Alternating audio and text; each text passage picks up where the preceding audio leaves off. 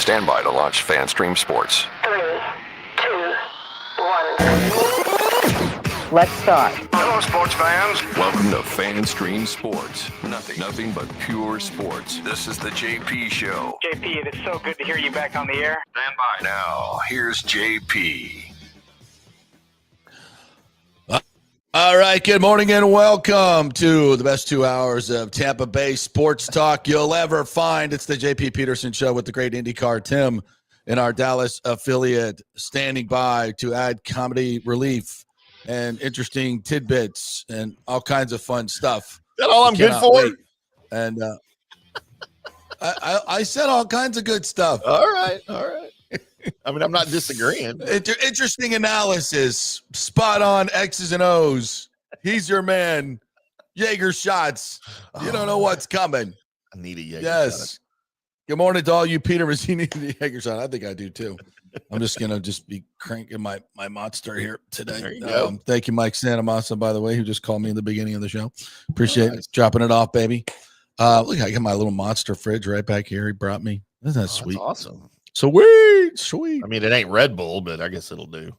Okay. We got lots to get to here today, kids. We've got Scott Reynolds going to join us at 10:30 from the Pewter Report. What did you put on the tease about him saying something today? Truth talk or something? On the card? Yeah, just truth serum. Truth serum. That's all we hear is truth Scott serum. and TJ. Yeah. Yes. By the way, how do you like your little mean JP picture there I made? Oh, I didn't even recognize that. Who is that guy? That's you. That's not me. That's AI JP that's pissed off behind the mic. AI is bad. I'm going to be going off on those two jamokes. All right, what about this one? What the hell is that? Who the hell is that? And who's is that the Pope on the right? Peter? Who's that? Paul? So you look like a monk. What the hell? You can tell I'm having fun with AI over the weekend. Pete's you are. My God. That's like me. I said to paint me and you behind a news desk in like the Rembrandt old style painting with muted colors, blah, blah, blah. And that's spit out. You have way too much time on your hands. Way too much time on your hands, my man. I love it.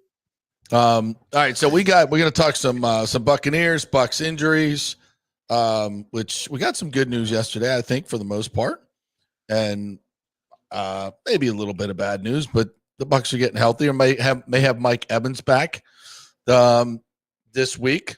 That would be nice, although I don't think you're going to have a Buca, unfortunately. So it's the good with the bad. They just at this point, like, I'm not even gonna get worried about it. They just plug people in and win. It's the damnedest thing I've ever seen in my life. It's a magical season. We talked a lot about this yesterday, and it's when you got a guy like Baker who's on a roll, man. This guy is on a freaking heater. So is Jason Light. Jason Light's on a heater. Hell, Todd Bowles is on a heater. Some well-timed blitzes, and they get a big win. And I said this at the beginning of the season. Atlanta's going to be a good team. And that win week one is going to be huge. I thought Atlanta looked real good last night. I picked the Falcons to win a game. Had a 7-leg parlay, and the only one that screwed me was the Lions.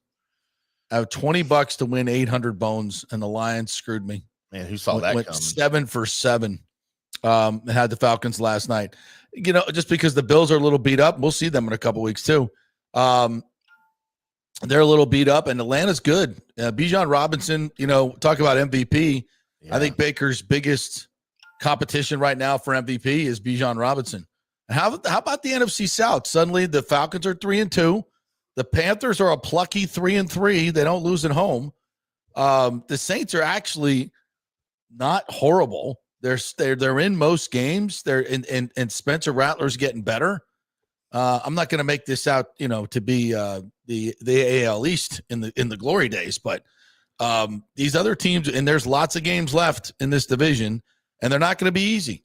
But that's okay. We're 5-1. Who cares? We're 5-1, and it's the damnedest 5-1 start. Only 2 other times have we been 5-1. Oh. 97 and 2002. One of those we won a dead gum Super Bowl, and the other one we went to the playoffs. So This team is it's unbelievable to say this, but it's in good shape. It's in a record wise. They've got some tough games coming up. Suddenly the Patriots game looks a little bit more challenging, right? The Rams are going to be tough. The Bills game looks a little bit more winnable. I think we all put an L there, right? Oh, we're going up to Buffalo. That's going to be an L. No, they look eminently beatable. Josh Allen did not look great last night. And when that fourth down play, he's like trying to flip the ball 15 yards when all he has to do is just rise up and throw it. Like, what the hell was that? Yeah, that whole team looks just like discombobulated. And I don't know. I know they're dealing with some injuries. Excellent analysis right there. That word you just used. Go ahead, say that again. The Bills are discombobulated. There you go. Right there. Right now. there. That's why he's IndyCar Tim right there. Expert analysis. That's what I was talking about. Right there. Bingo. On the money. Bringing it early. You're right. Like, I didn't see that coming, that type of performance coming from the Bills at all, especially Josh Allen. Like, the whole team just looked like they were disconnected. Yeah. And the Falcons didn't. They looked, even defensively, they were on point. And, Bijan's a problem. Drake London's a problem. I thought Penix threw probably 3 or 4 really bad balls last night that shoulda, coulda, woulda been picked. And I think he did throw at least one pick I saw. So he's still a work in progress. I'm not sitting there going, oh, I'm scared of the Falcons, but I'm just saying, there are no gimmies in the NFL. I mean, I hope you guys know this by now. There are no gimmies in the NFL any day, any week. There maybe the Titans, maybe who fired Brian Callahan. Who saw that coming? That may have been one of the worst hires in the Urban Meyer's pretty bad hire. I was about to say, is it worse than Urban Meyer? I don't know. I think that was, I mean, at least Urban had a little bit of a record, a track record. He'd done some stuff. This dude, this guy's the ultimate grifter to get a job. I'm going to be the offensive coordinator under a guy who actually calls the plays and runs the offense, and I'll get credit for Joe Burrow. So I don't think that hire was. My dad was a head coach, so maybe I'm head coach worthy. All right. Well, let me throw this at you then, because I don't think that hire was any crazier than Brian Schottenheimer in Dallas. I think Brian Schottenheimer is doing a pretty similar, actually. Yeah, pretty similar resumes, right? Very similar resumes, right? The son of a head coach. Mm-hmm. Now, maybe never really done anything on his own. A little more legendary than Bill Callahan, but yeah, agreed. Bill Callahan coached the Super Bowl. He lost, but Schottenheimer never got to one. And then you hire your dad as your OC or as your offensive. That was weird. Friends and family. That plan never works out. Him and Lane Kiffin, right? Yeah. I mean, come on. What are we doing? That worked out for Lane, but I mean, but just and the guy you got rid of, Vrabel. Look what he's doing. I mean, who didn't see that coming? I mean, by the way, pretty obvious. Isn't he going? Aren't the Patriots going to Tennessee this week? I think you're right. Yeah, I think you're right. How about timing on that? Man, if you're a Titans fan, you're just like, man, this organization blows. You got Cam Ward, who's a piece, but good to move on from him like quickly. They're going to Cleveland the crap out of Cam Ward if they don't do something. If they don't hire somebody worthy. What did Cam say? We ass. Well, he's right. One of the great quotes of all time. We ass. I don't know why we can't just speak proper English. It drives me crazy. Well, that has a certain descriptive flair to it that I think nails it. By the way, I'll tell you this about the Falcons last night as I'm watching replays of it here on whatever this is on one of my 72 TVs. You know why they played so well? Yes, Michael Penix will be eventually, I believe, a serviceable NFL quarterback. Okay. He's not going to compete for an MVP anywhere, anytime ever. But I think he will be a serviceable quarterback. He can lead a team. But last night, the story, the uniforms. They won because they wore the best looking uniforms in football right now when they wear them. Those blacks? The throwbacks. Yeah, with the red helmet, with the throwback Falcon on it, and the black jerseys and the white. That's sweet. That's pretty sweet. That's such a clean look, man. And the roof was open last night. Those shots of that, when that roof is open, that is so cool. I didn't even know that freaking roof opened on. You didn't know that stadium? What's the point? It's like this big. It's cool. It does that. No, it is cool. I'll give you that. And the way that it opens, yeah, it kind of spins. Yeah, dude, I didn't know that. I didn't even know that stadium had a roof like that. I'd never seen it open before. Yeah, have they ever opened it before? Like, yeah, it's been open before. Not often. Not often. I don't understand. It's hot as hell. And then they got that weird little scoreboard right below it that's like tiny. Also, I don't know what from inside the stadium. How can you even? Well, see they've got the whole the whole upper rim is a video board scoreboard. Right, but it seems tiny though. No, it goes all the way around. It's like the one in LA, right? But I mean, the one in LA is like huge though, and it goes around. No, it's different. It's different. It's hard to actually explain, but you look up at it, it's pretty cool. Yeah, that's a really cool stadium. I've always liked the way the stadium looked. Yeah. I just didn't know the roof opened. I had no clue. Yeah, they built that right next to the Georgia Dome. Yeah, Arthur Blank, a Georgia Dome, which was, I mean, it was a perfectly good stadium. It was. It was fine. I worked there a couple of years, and I'm like, it's a beautiful stadium. Everything's nice. It's big. It's fantastic. Yeah. Like, and it wasn't old. No, they didn't need a new one. But it did have that fabric roof, though, didn't it? Right. Yeah, I think it did. Yeah. Well, it's like, so they did that in Indianapolis too, right? When they replaced what with the Edward. Well, they didn't even tear it down though. They just built a new one, I think. They built a new one, yeah. The Lucas Oil roofs, not good. Not good. Oh, but let's put a brand new one on the Trop. Lord, please, Lord. Now that there's a new ownership group, I'm just like, please don't rip that roof off. We don't need that. We just let's play our 3 years, get the fuck get out, and we'll have a little nostalgic run there. But I want it's so bad. We did the show with Dante Bichette. Yeah. And Orestes Estrada. But by the way, if you love old baseball talk, man, I love that show. It's really good. I listened to that show about hitting. Twice. Yeah, they're talking about hitting and great. Yeah. And the day Orestes saved Dante Bichette's life from a machete wielding jealous lover in the DR. It's a great story. I'm surprised they tell that on the air, to be honest. Oh my God. It's great. No, that's a great one. Good thing O was waiting outside, not talking on the phone when he got home late at night from the club. Yeah, you got to go listen to that. I will tell you this: baseball players and hockey players have the best freaking stories. Espo's is the greatest storyteller of all time. He and Chief. So great. But Dante, he was talking about all his favorite places to play, and I said, well, somebody asked, one of the commenters asked, "What's your worst place?" And he's like, he didn't want to say anything bad, but he's like, well, Tropicana Field. He's like, that's the worst stadium I've ever played. I'm like, yeah, I know. 3 more years, and then we're done with that shenanigans. So anyway, yeah. So I don't know what the point of that story was, but Tropicana Field sucks. So anyway, we got to do that for 3 more years. But anyway, let's get back to the Bucs, shall we? Let's get back to the Bucs. We're gonna talk to Scott Reynolds here in just a little bit. TJ Rives is going to join us as well. So anyway, injuries. Ibuka doing an MRI, not considered serious. Not considered serious. He stayed on the sideline the whole game. So, which, by the way, everybody's bitching about the strength and conditioning coaches. So if Ibuka tweaked his hamstring during the game, it's good. They didn't put him back in the game like they did Mike Evans last year. Yeah. So maybe we're learning something. If somebody tweaks their hamstring during the game, let's not send him out there to run 5 more fly routes, even if he says he can go. Yeah, protect him even from if he says he can go. So I think that may have been something we learned. They didn't say that, but I'm just putting 2 together. So we didn't have a more serious injury. And I'm not saying this year's Mike Evans injury was because of that. I don't know that. No. Yeah. But last year's was. He injured it, and they would put him back in, and then he re-injured it. So, yeah, not good. So he'll be back sooner than later.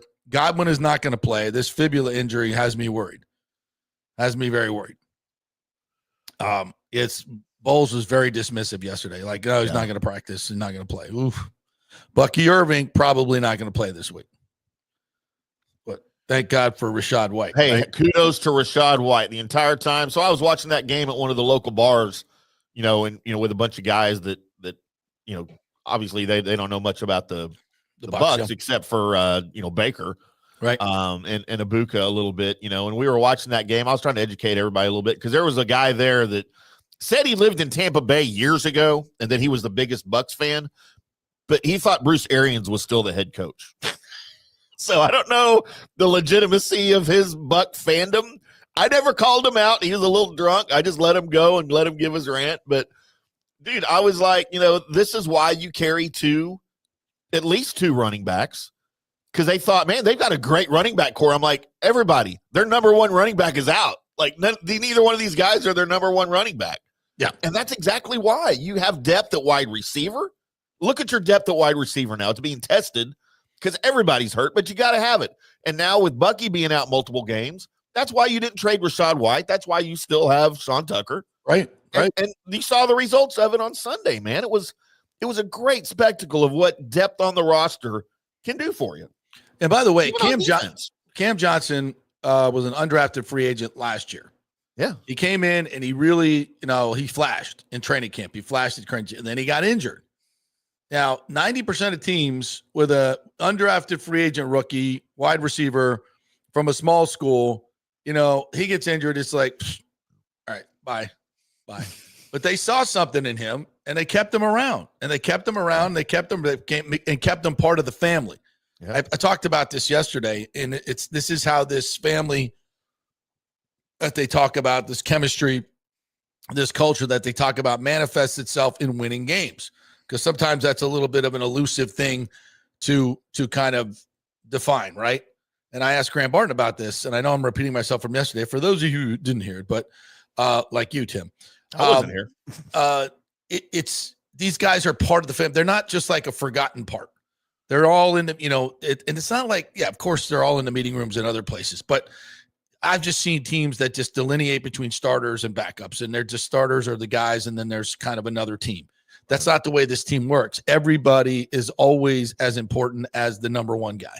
They always treat it that way. And they expect, the expectation is if you are wide receiver 8, you better effing be ready to play if your number is called. Whatever it is, from training camp on, it's like eventually you're going to be in there, and we expect you to know this and do this. Whereas I think in other places, it's kind of like, okay, oh shit, I got to play this week. Oh, then like, people don't even know your name. That's not the way it is here. And so when guys have to step up, the expectation is you don't want to disappoint the other guys. So you better be ready and know what the hell's going on. And you saw what happened last week. Cam Johnson stepped right in and stepped right up for a touchdown and more. And you saw that with Elijah Klein. And you've seen that with countless number of players, Tez Johnson, that have just stepped up in these injury situations. So they hope to get Zion, Evans, Benjamin Morrison, Haggard, we don't know about right guard, but Michael Jordan could be coming back to play that position. They like Jordan a lot.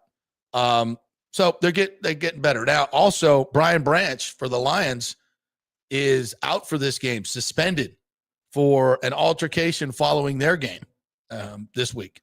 So that's a big thing. They're already down 4 defensive backs. Altercation. It's an altercation. So they're already down 4 defensive backs. So opportunity knocks. That's another one we have circled as an L, and maybe not so. And the Lions offense didn't look so explosive this week against the Chiefs. So opportunity to be had Monday night on the road. Let's see what you got up in Detroit. Did it last year. Let's go back up there and take care of business again. Another big game in terms of tiebreaker later on. Yeah, you want to be playing that NFC championship game in Tampa or Detroit? Obviously, it won't be outside. That's good, but still, you want to be in Tampa. Yeah, and you know what? The way the Lions and the Eagles are playing right now, you just kind of don't know how the rest of the season is going to go. So those games, might mean something. We talked about it with the Eagles game. And that one hurt, but heck, you might end up with a better record now than the Eagles, so it may not matter. Right. Lord knows where that thing's headed, because we know it can go south quickly. God, it's a mess. Paris says, assuming Evans is back this week and Emeka is back against the Saints, the smart play is to keep Bucky, Godwin, and Gedeke out till after the bye. Yeah, I think that's probably what they're looking at. I think you may be spot on there, Paris. Now, so you're saying if they're healthy, you keep them out just for extra rest? No. No. Just don't rush them coming back. Just don't rush them coming back. Okay. Yeah. All right. Yeah, we're good. Daniel Rivera says, bad, potentially 7-1 going into the bye, getting our big weapons back. Evans, Godwin, Bucky, and Ibuka. Yeah, in a very, I say manageable schedule, but again, most of these are division games. So it's going to be tough. Yeah. Michael LaRue says, Billy Napier will be fired first. He has a losing record and a buyout around $20 million. Mike Norvell has a winning record with a buyout around $50 million. Well, he doesn't have a winning record in the ACC. No. We need to get into the SEC so we can actually win games. Come on. Yeah. Alabama, LSU, we're good against them. Wake Forest, damn, we struggle. Virginia, oof, toughie. So weird. Bring on Alabama. It is weird, isn't it? So isn't it freaking weird? Can't win an ACC game. So I want to hit that just real quick. And we'll get into a little bit more with TJ later on. I was looking at a lot of the numbers yesterday, and the more and more you look at Mike Norvell, the more and more he looks not capable of leading this team. I was going to use the F word, but I won't. That starts FR. That would be mean. Sure. He's just not capable. He's not that guy. He's not a good. He's been out recruited consistently by Florida and Miami, and it's not a matter of money. They have the top 15 NIL above, over and above rev share.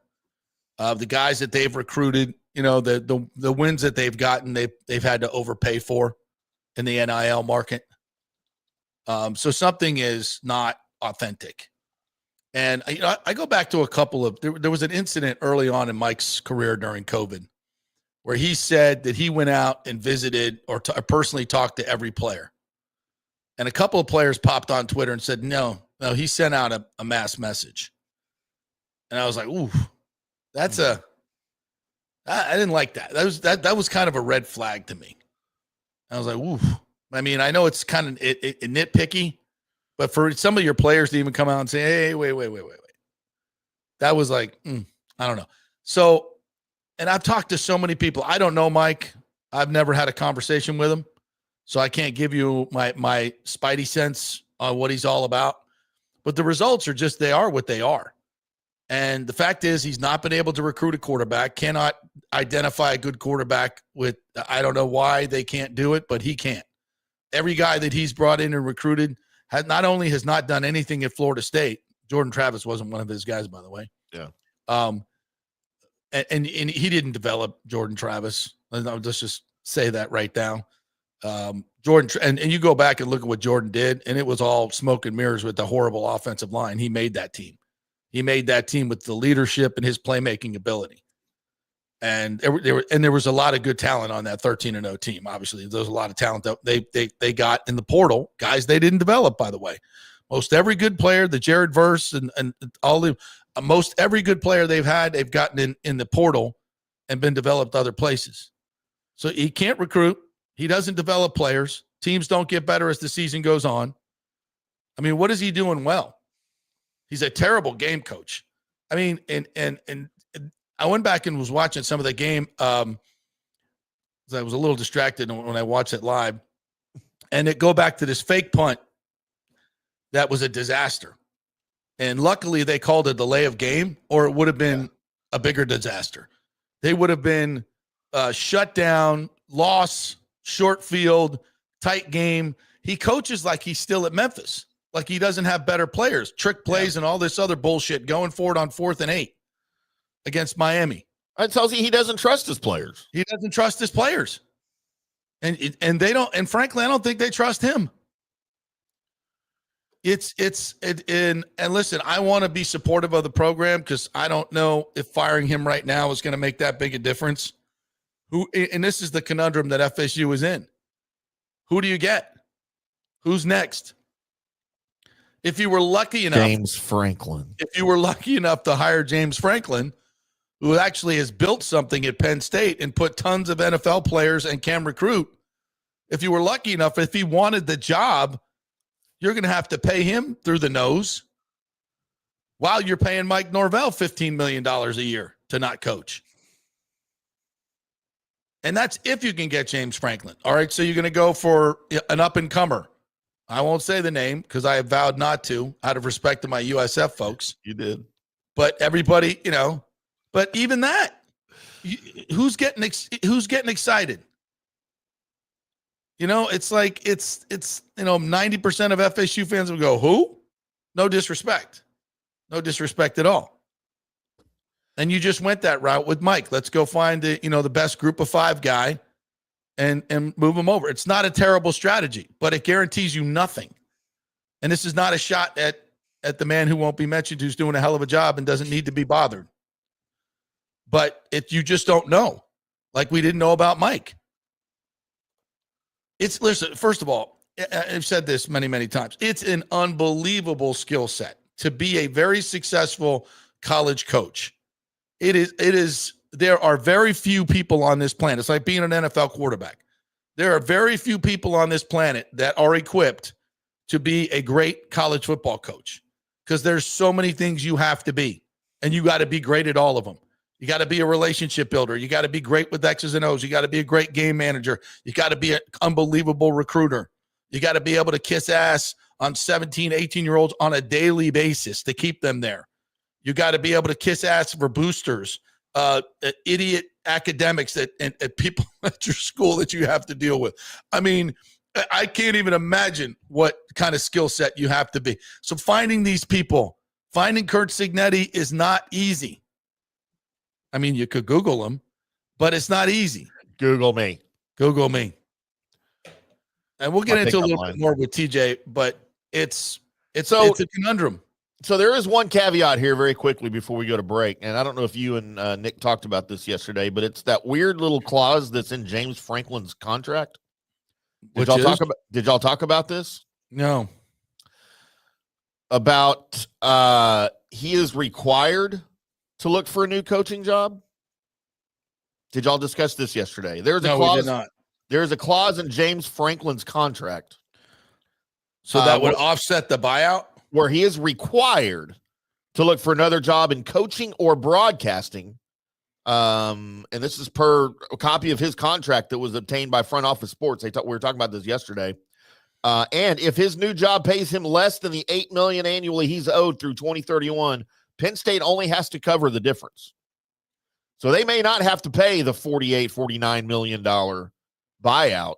But I sure hope that's in Mike Norvell's contract. If my question, if that's the case, then number one, how do you enforce that? Like, does he have to go like here? If you're on unemployment in Texas, you have to go to the Texas Workforce Commission every week and say, I interviewed with these people, right, and give them a list, and they have to, confirm it. I wonder if there's something where they have to confirm that he's interviewing for either, and he's never been in broadcasting, so I don't know how that would work. But if he is required to go out and interview for jobs, any of these schools that are out there, I don't care who you are or where you are, there's a good chance James Franklin's going to want to at least interview for your job because he's required to. Wow. Well, okay. Well, we have an opening. Florida. But if you're Mike Alford, you got to, the whole process. Are you going, are you reaching out now?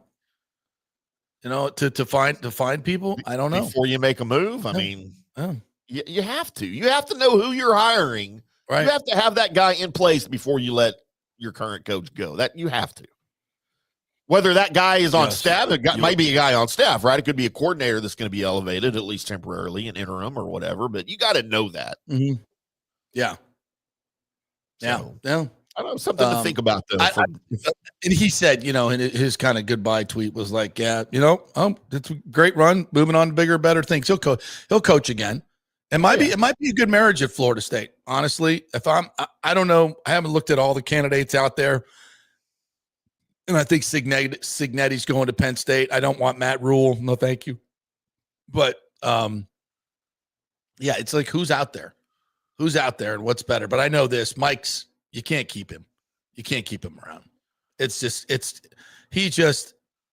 hasn't performed. He just hasn't performed. And it's as simple as that. And it's the recruiting part and the developing part and all these things. They don't have their starting quarterback, wide receiver, offensive lineman. Not a one was a high school recruit. Not one. It's very damn. And for 6 years, you can't find a quarterback at Florida State University. You can't find a good quarterback to come play football at Florida State University and develop them. That's bad. A lot of misses. A lot of misses. A lot of quarterback misses. And it's not like these guys left and did anything. They all sucked. They were terrible. They couldn't play. And you recruited them. Yeah, some of them were 3 and 4 stars. Doesn't mean they can play. You're supposed to be the guy that looks at the tape or looks at the workouts and interviews the kid and says, he's got what it takes. And you whiffed on all of them. All of them. Yep. It's bad. It's really bad. All right, let's welcome in a man that I thought you were going to take a break. My bad. No, he's here. No, you kept talking, so we right through the break. So I had to. All right. I'm not gonna go to break. Apologies, Scott. Fella. It's okay, no worries. Right here. Well, we can't say thank you to all of our sponsors down here. We'll get to the break in a little bit. Riveters, Italiano, Golden Diamond, On-Site Construction, Third Generation, Cafe Paradiso, Jeeves Law Group, all of our great Genesis of Tampa, Kingmakers. There we go. Did I get them all? Hope so. How are you, Scott Reynolds? The face that runs the place. Doing great. How are you guys doing today? Pleasure. Is that a K-State shirt you got on there? It is a K-State shirt on, yeah. Yeah. I'm not wearing Knowles gear. Our wins are far and few between, so when they happen, I need to celebrate them. Who'd you guys beat this TCU. Week? TCU. Wow, that's a nice win. Yeah, that's a big win. Yeah. Nice win. Yeah. We're inching closer towards the bowl game. We lost the Pit. Yeah, we know. I saw that. An 18-year-old quarterback who ran all over us and threw all over us like he's freaking Lamar Jackson. Wow.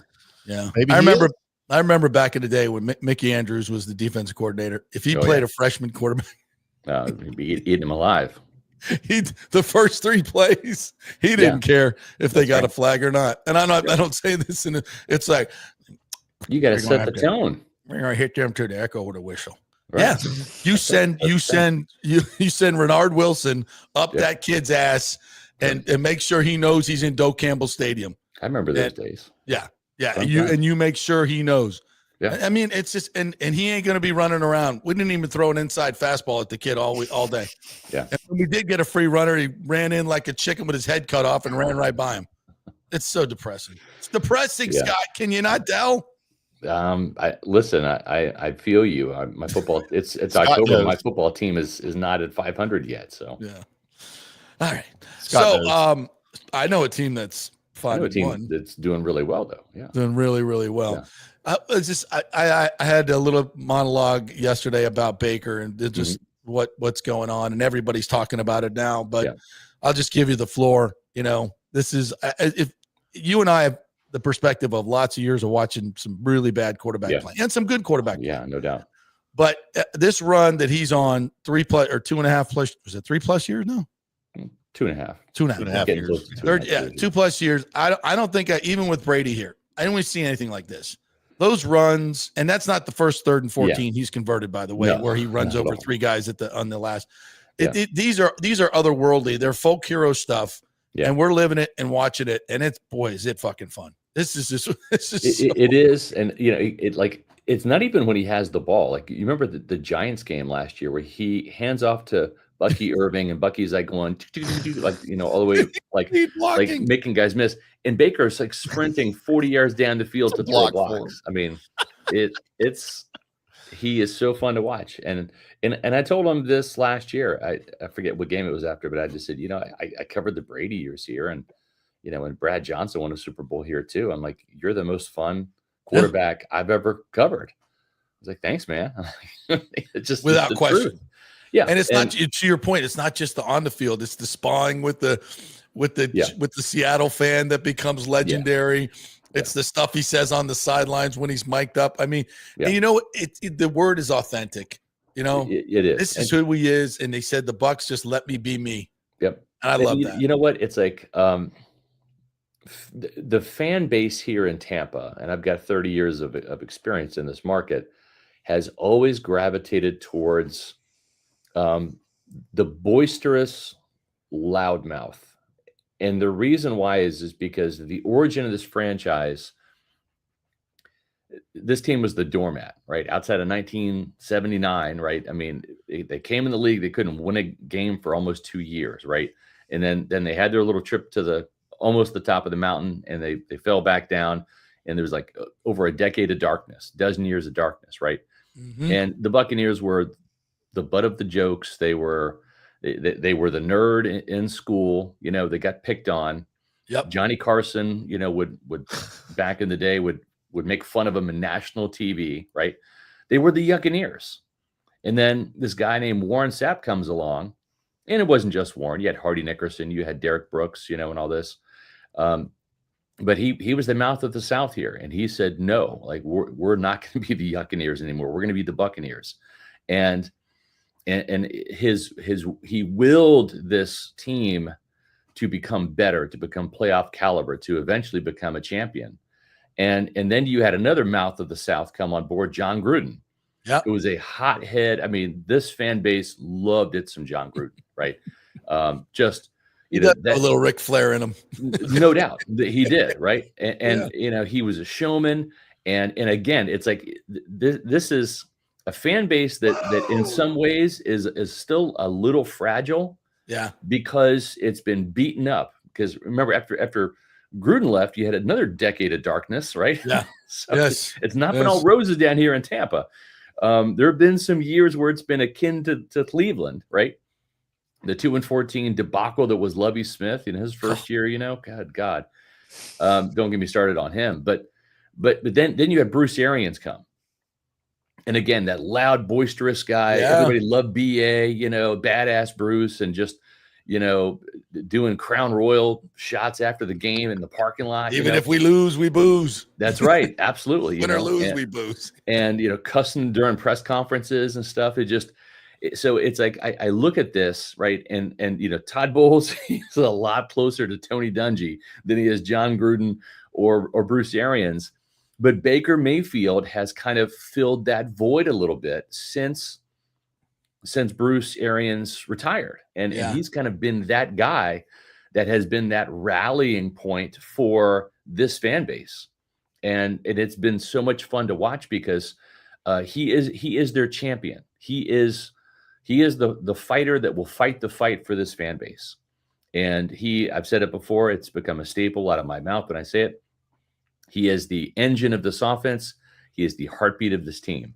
Yep. And it's great that the national media is finally catching on and, doing all this shit that we've been talking about dating back to last year. Yeah. He only threw 41 touchdowns last year, which was tied for second in the league. They come up with this take of his culture, he fits the Tampa Bay. Yeah, we've been talking about that for 2 years, dude. Right. He's been here since 2023. Where have you been? It's like, sorry, this is Tampa. This isn't New York or Philly or LA, or any of those other bigger markets or Dallas, no offense to him. But but you know what I mean? It's just like he's a fit. It's a great point. He's our spokesperson. He's that blue collar player that we've seen before in the Hardy Nickersons, the Warren Sapps, the John Grudens, the Bruce Arians, the Mike Allstotts. But he is also that loudmouth kind of guy that brings some swagger to this fan base. And it's like, I loved it when they chanted MVP for Baker. I was just like floored by that because he deserves it. And they could have easily chanted Baker like they do with Bucky and all of that. But he deserves the MVP chance. He really does. And here's the best part about it. He doesn't even care about winning the MVP. The only MVP he wants to win is the Super Bowl MVP. Super Bowl MVP, yeah. Because if he gets the Super Bowl MVP, it means you won the game, you get the ring. Your teammates, your coaches, your front office, they get the ring too. That's the only MVP Baker cares about. Even though Tez Johnson thought they were saying that for him. Yes. That was so adorable. I mean, that was just so great. That was great. Tez is absolutely one of the best quotes, interviews, people you'll ever meet in that. Did you guys see or hear the audio or see the video of him and Sterling Shepard on the sideline? Yeah, I didn't know if that got out too far or not, but dude, that was such a pure and honest moment, right? I thought it was great.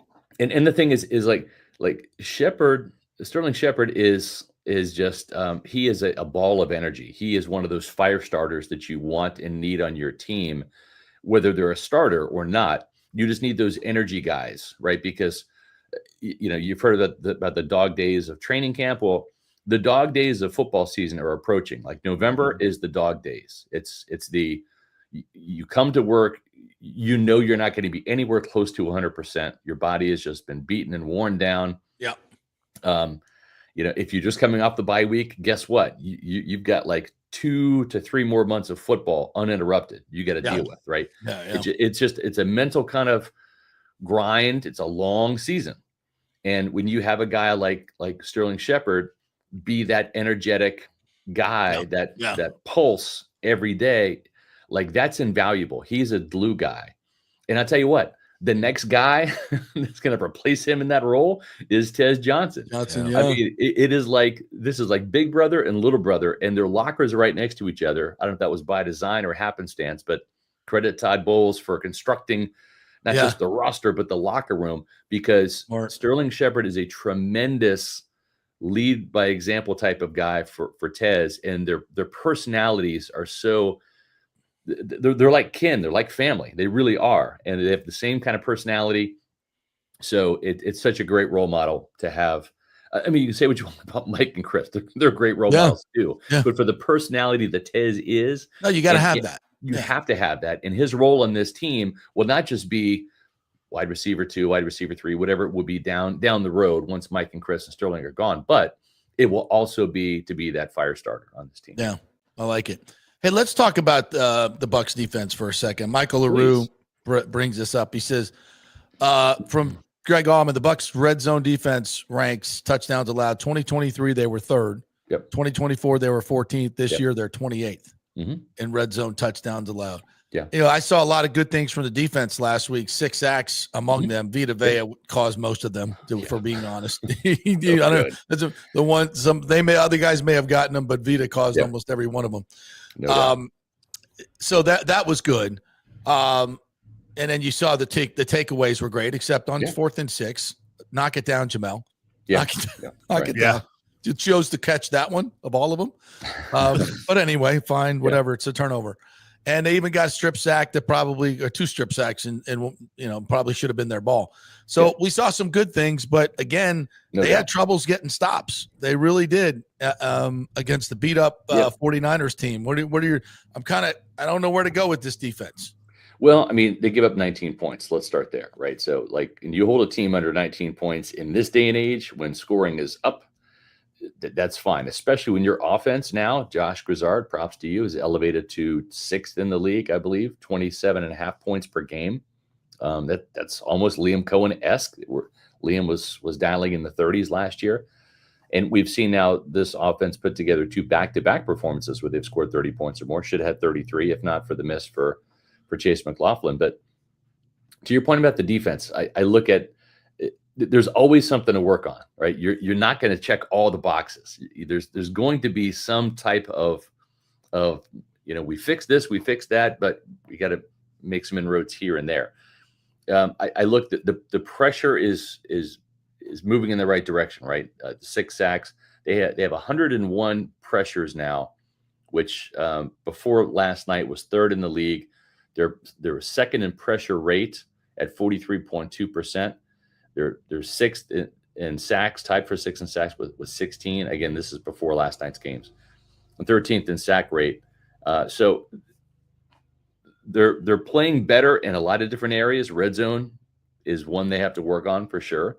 But I think we're also too looking at a small sample size, right? Just 6 games. And that Seattle Seahawks game was really kind of an outlier. I mean, they really would they have how many red zone touchdowns they give up in that game? I think almost all of those touchdowns were red zone touchdowns, if my memory serves me correctly. So maybe one wasn't, but so it's something to fix. But I think overall the defense is playing much better, much more aggressive. We're seeing the sacks now. I was a little concerned at the Seattle game. Yeah. But Christian McCaffrey didn't kill this team either. And I expected Todd Bowles to play a healthy amount of zone, which he did. That was the right call against that team when Christian McCaffrey can hurt you as a receiver, yards after catch. And a lot of those completions to McCaffrey, I think he had 6 catches or 7 catches for 57 yards. That's not fatal at all. That's acceptable. And Servassier Dennis, Levante David, Tyke Smith are right there to make the tackle. Like, catch 3-yard gain, make the tackle. Like that was phenomenal. Back to Baker real quick. JP's jacking with his camera. He's having some technical issues over there. Gotcha. So I remember in the offseason they were talking about not wanting to, I guess, really contain Baker. They wanted him to run less. They didn't want him to be as Baker Mayfield. Good right? luck with that. Yeah. Yeah. Right. So we knew it was a discussion. We also kind of knew, I think, that it wasn't really going to happen because Baker's got to play Baker's game. Yeah. And that's it. That's just his game. Right. But we also know, because we almost saw it, he's just one play away from going down. And, he tweaked his knee. Mm-hmm. He spent some time on the injury report this year. Yeah. Is there a huge concern in the building of his style and not being able to kind of contain him? I know you don't want to, but at the same time, you almost have to. I think we've seen Baker do some sliding and diving. Like, he's not trying to plow through guys unless he absolutely has to, right? I mean, that's just his style. Yeah. I think it's like he kind of feeds off that. It's like his mutant superhero ability is almost like Rogue from X-Men, where it's like, when you touch him or he touches you, it's like he absorbs your energy, right? It makes him stronger, And so that's just his style. Is he one? Well, here's the thing: is he one hit away from getting really hurt? Yeah, but honestly, I think that hurt would probably happen more in the pocket than outside the pocket. If I'm being honest, right? I mean, I would be worried about Baker getting his ankle rolled up on or his knee, hit from the front or something by somebody coming low in the pocket. Yeah. So I actually think he is more in control of his health and well-being when he's scrambling outside the pocket, because then he is in control, not relying on the blockers in front of him, the pocket, if you will. So to me, I almost look at it like my wife, I don't know if this happens to you. My wife criticizes my driving sometimes. It's kind of crazy. I know. Like, she'll tell me like when I need to brake and when I need to all the time slow down. It's just, maybe it's me. I don't know. Is it you guys too? You guys? No, it's the law. It apparently is. It is the marital law. Yes. I don't know how I survived driving. Yeah. How did we get around before they got? I know. How did we survive anything? Dead in a wreck or in jail for all of the tickets I somehow avoided. But anyways, I digress. But it's kind of like when I'm in like a little pocket of traffic, right? I will accelerate and I'll speed. Don't arrest me, but I will speed to find that little area of openness, right? I'll try to navigate through and then get to that area. And after getting yelled at, why are you speeding? Because I want to get over here where there's nobody around me. Safety thing. Yeah. So where I have an out. Right. Yeah. And I think that's what Baker does. And he does it so well. It's like he wants to get in a space where he can operate. And he does have a little bit of wiggle to him. He can make you miss. So he'll pump fake you even 5 yards past the line of scrimmage, and guys will bite on it. It's just effective. And I appreciate Todd Bowles and Josh Grizzard just saying, this is the way he is. And this is what makes him special. And we're not going to harness special, and it works. Scott Reynolds joining us here from the Pewter Report. All right, as far as injuries go right now, it looks like Emeka is not that serious, which, by the way, if they decided, we don't know, but if they decided to keep him out of the game because he tweaked his hamstring instead of putting him back in, nicely done. I think that's an improvement over past years. I agree. And the other thing, too, to stop you right there is when we saw Mike leave the field during the Jets game, when he really pulled his hamstring, he was punching coolers and throwing the helmet, and he was walking with a limp. The difference was Emeka didn't go back to the tunnel. He stayed on the sidelines, and then when he walked into the tunnel, and I saw him, he wasn't walking with any limp at all. So I don't think this is a real serious injury. Now, is he going to keep him out a week? Probably, because you don't want to have what happened to Mike Evans last year in the Baltimore game, where you try to play on a tweaked hamstring. Exactly. You extend and you try to catch a touchdown, and all of a sudden, pop, it's gone, and now it's torn, and now you're out a month. So I would rather not, especially if you're going to have Mike back this week, right? Then take that and don't get greedy, and then let Emeka rest for a week. And maybe you can even beat the Saints without him. But then you have another week, the bye week, and then he comes back and hopefully you're Ready to much go. closer to full strength. Any word on anybody else? Bucky not going to play this Bucky week. won't Godwin. play. Chris Are you worried won't about play. the Godwin thing? I am worried about that. Yeah. Yeah. I'm worried about that. That's I don't think the team was necessarily expecting this because it's not down there by the ankle. It's actually higher up in the fibula. So that's not good, in my opinion. No. I don't have any insight. I'm not relaying anything I've heard from my sources, but the fact that I have not gotten any type of clarity from my sources is concerning because usually they want to put out fires, right? Yeah. Usually like, don't worry about it. Like whatever, but no, this is concerning a little bit to me. The fact that when Todd says, well, he's week to week. Okay. Well, he sat out of practice this week and here it is literally the day after the game. You're not even playing until Monday. Right. So is there any chance he plays? No, not playing this week. I thought you said week to week, not a couple weeks. So it's concerning. Yeah, I would agree with that. But Zion could be back. Benjamin Morrison could be back, and I can't wait to see him get back. And what do we know about Haggard? Anything? Shoulder injury? I think he's going to be out. He was in a sling after the game. I'd have a hard time seeing him practice this week and play. And Michael Jordan's coming back. Michael Jordan will have an option. They'll have an option there. Elijah Klein filled in. He's an option. They have Fiend. You have three guys they can turn to at right guard, and it wasn't like Luke Haggard was totally irreplaceable either.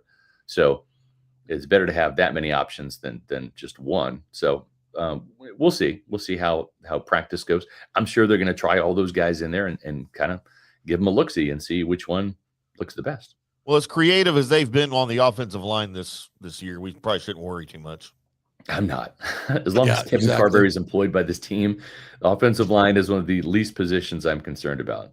Seriously, he is a savant, a guru, a wizard, shaman, whatever eloquent term you want to use to describe that guy. He is a professor of the offensive line. Just he's the best offensive line coach I've ever seen in Tampa. And I've been here for 3 decades doing this. And Bill Muir was good. And Chris Forster was good back in the day. This guy is he's elite, next level. Yeah. Much better than the last guys we had. Yeah. Sure. Kenneth McClary says, I got a question. Allstott was asked who deserves his number 40. He said Baker Mayfield. Does he deserve the train whistle after a run like he had on Sunday? Hell yeah. Hell yeah.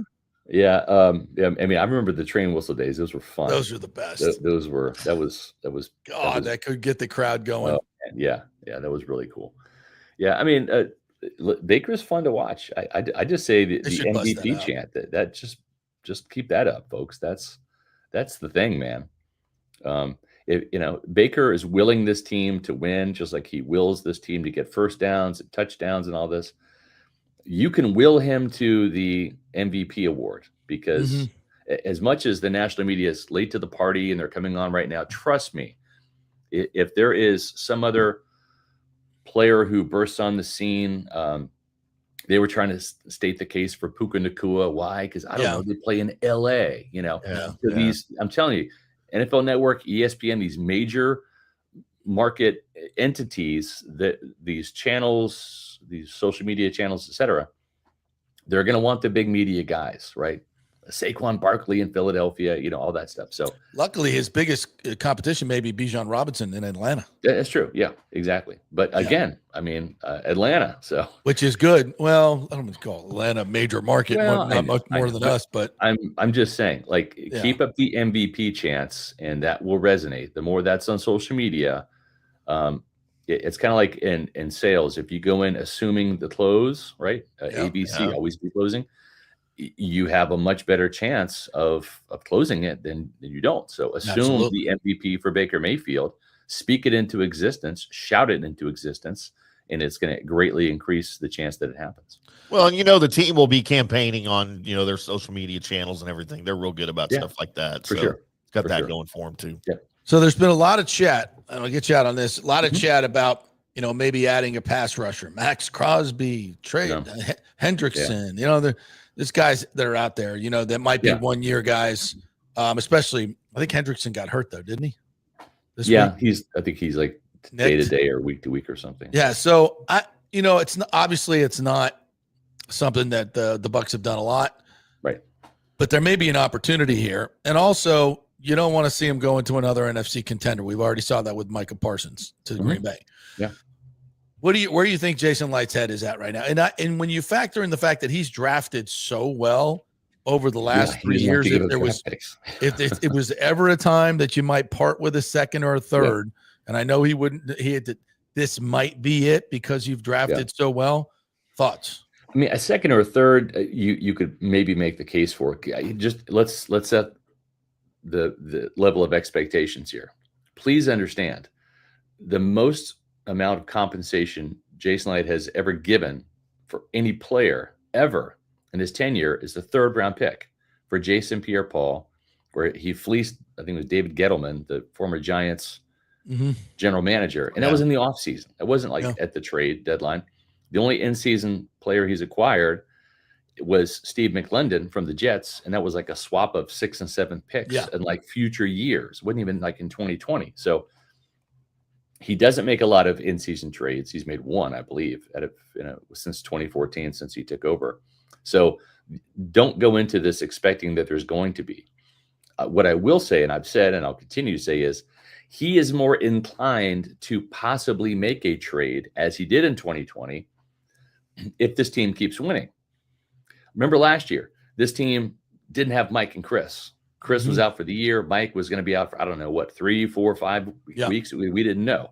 But I know Liam Cohen was probably knocking on the door saying, hey, can we go get Cooper Kupp, please? But the thing is, the Buccaneers lost to the Ravens, and they had a 4-3 record through 7 weeks. And as much as you would think that your general manager and your head coach are cheerleaders for your team and eternal optimists, that's not their job. Their job is to be realists. And Jason Light said, we're 4-3. We're not going to have Chris. Who knows if we're going to have Mike? This is not our year. This is not the year to push everything in and do this, right? The difference is if this team is 6-1 after Monday Night Football, right? This looks like a team of destiny, like a 2021, 13 wins, 2020 Super Bowl, right? Then I think he's more inclined to do something. Remember, in 2020, he did make a trade because they lost Vita Vea. But Jason felt during that start, and I want to say they were 4-2 at that time, and then they got to 5-2.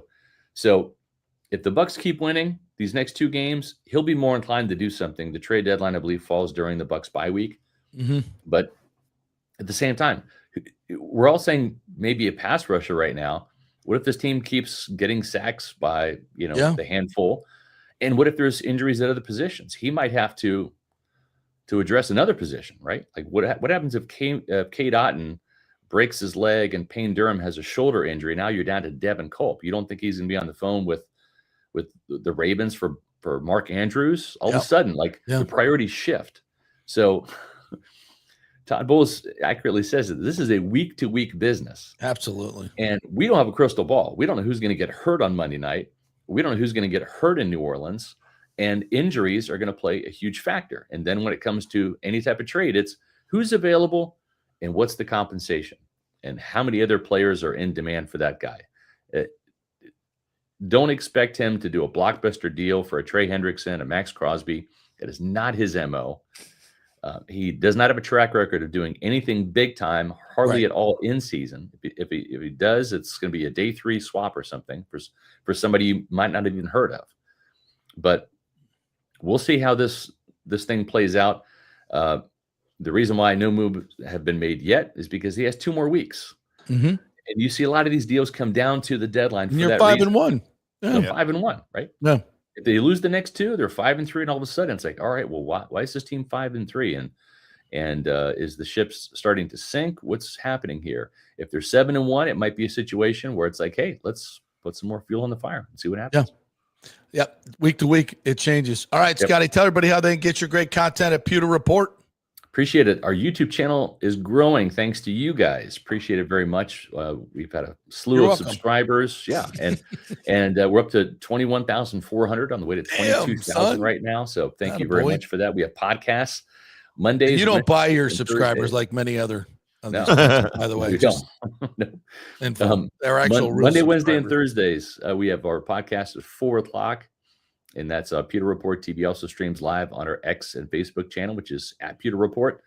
And of course, we have our post-game podcast, and we invite you to our Pewter pregame show every game day at 9 a.m. So we're going to have one on Monday at 9 a.m.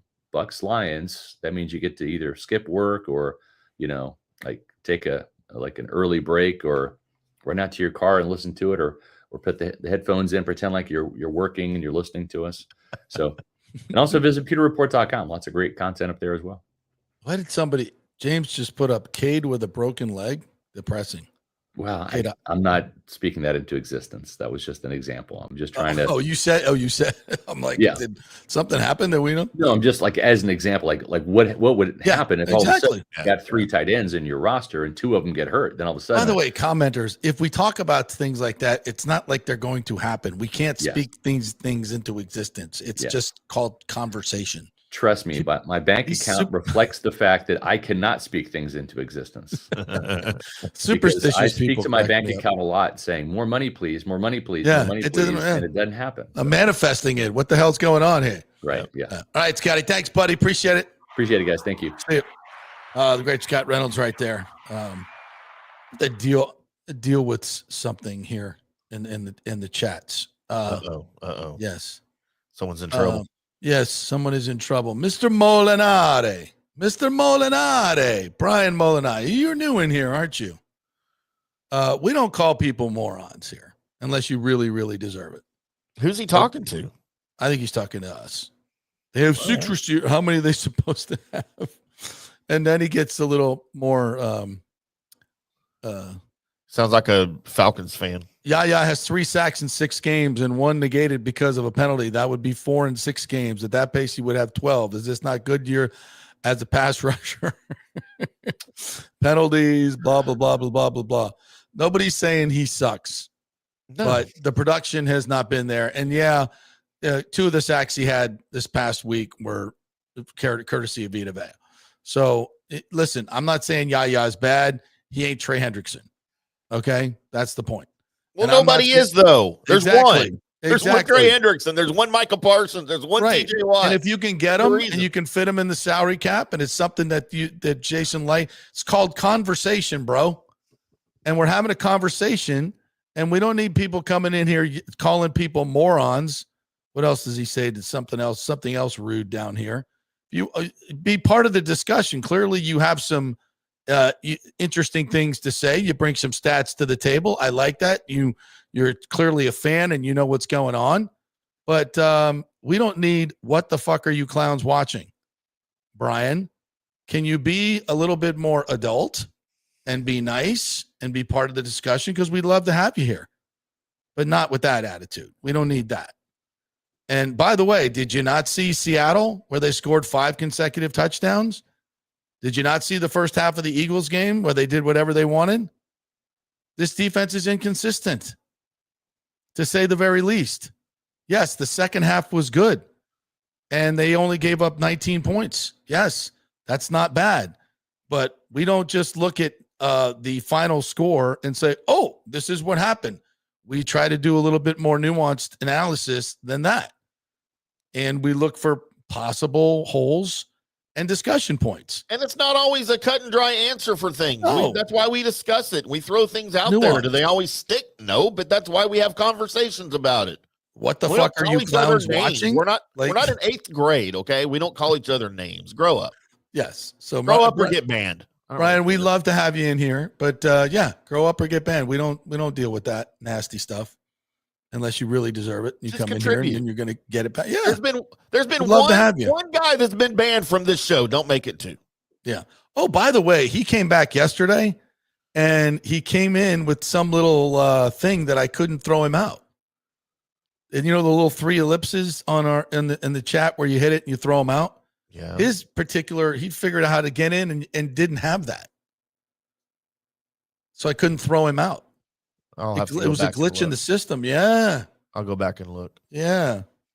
Use your genius for good, whoever you are. Not evil. We need more genius and less evil in the world. That's right. Especially in our use your genius for good, not evil. Don't be a we don't need that. All right, let's take a break. We'll come back on the other side. TJ Rives going to join us. We'll get to some comments as well.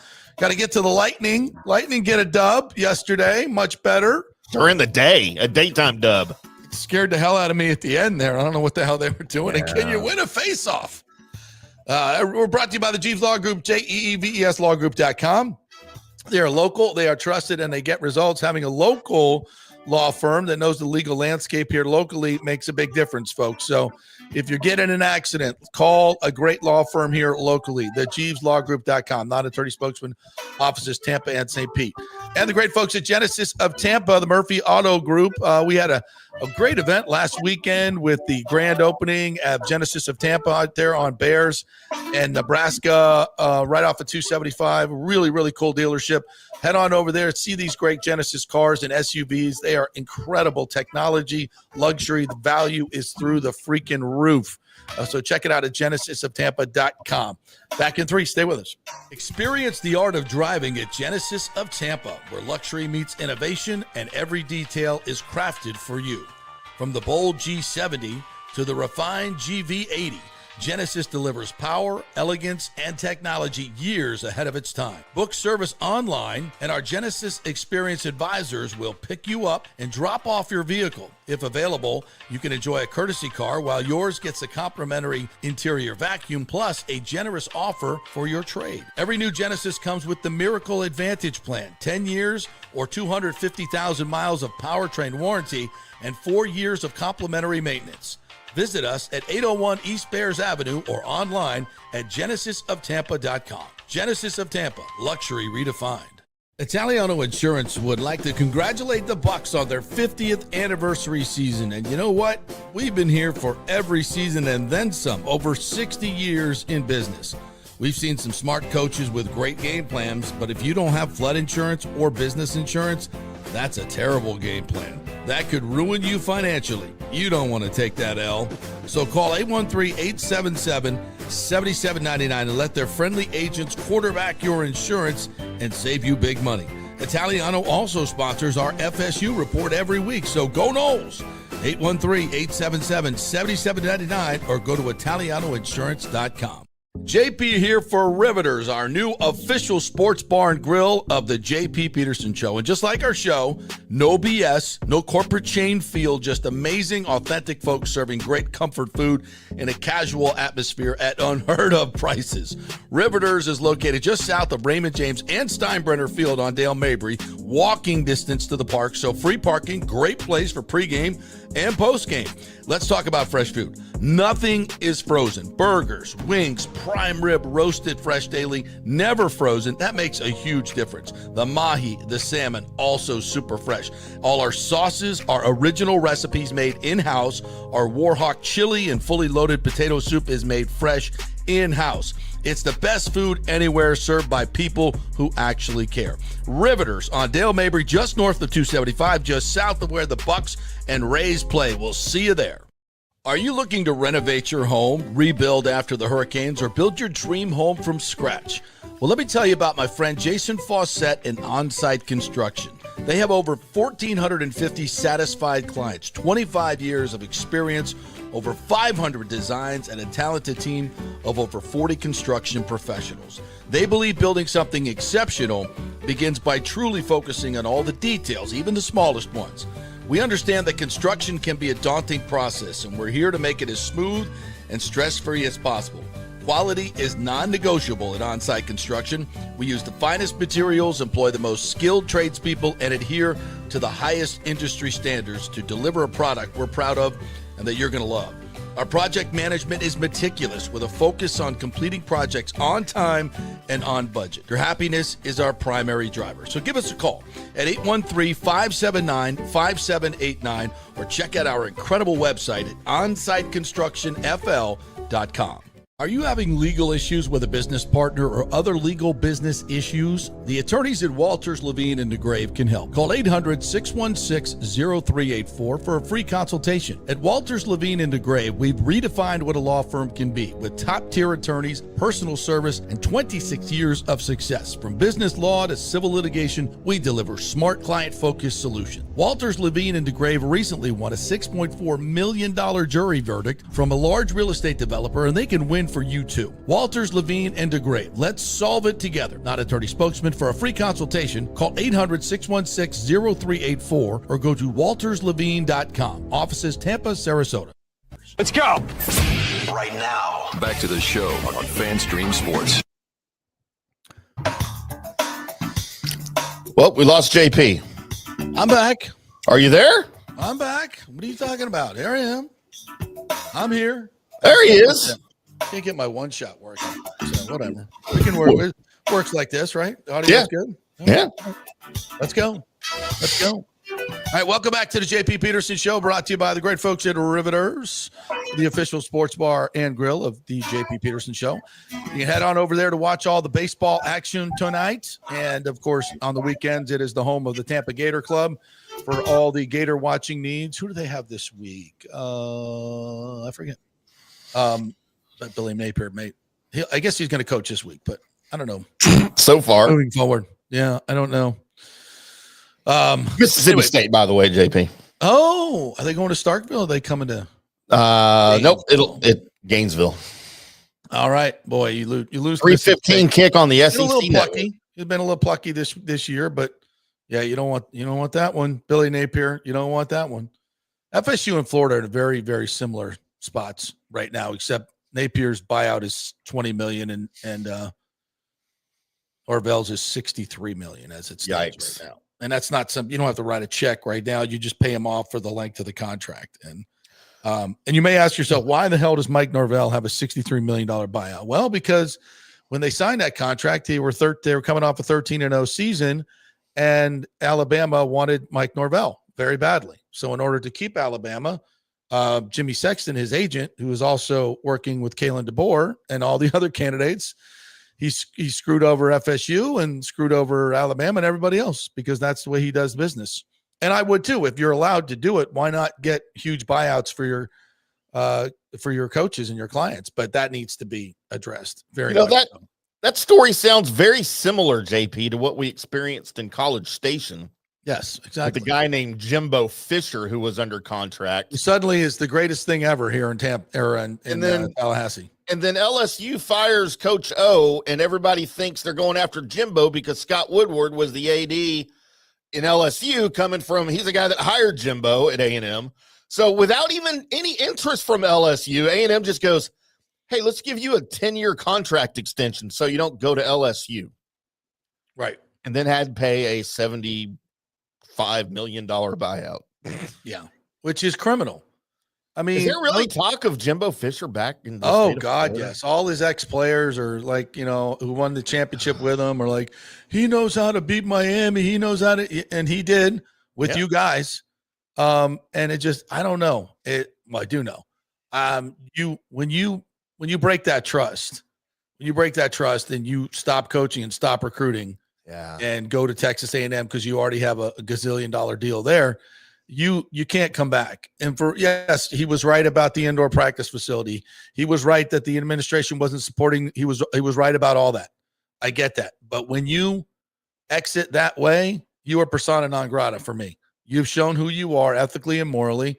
And if you're getting paid to coach a team, but yet you quit on your players, you quit on your university, you quit on your fans. And now all these same fans, because he shed a tear during the ACC huddle before the FSU Miami game, want him back. That's how desperate they are. Jeez. He's not the guy. I can't even fathom that. I'm so as high as I was on Jimbo Fisher coming to College Station. I could have told you that wouldn't see his. I never want to see his face again. Yeah.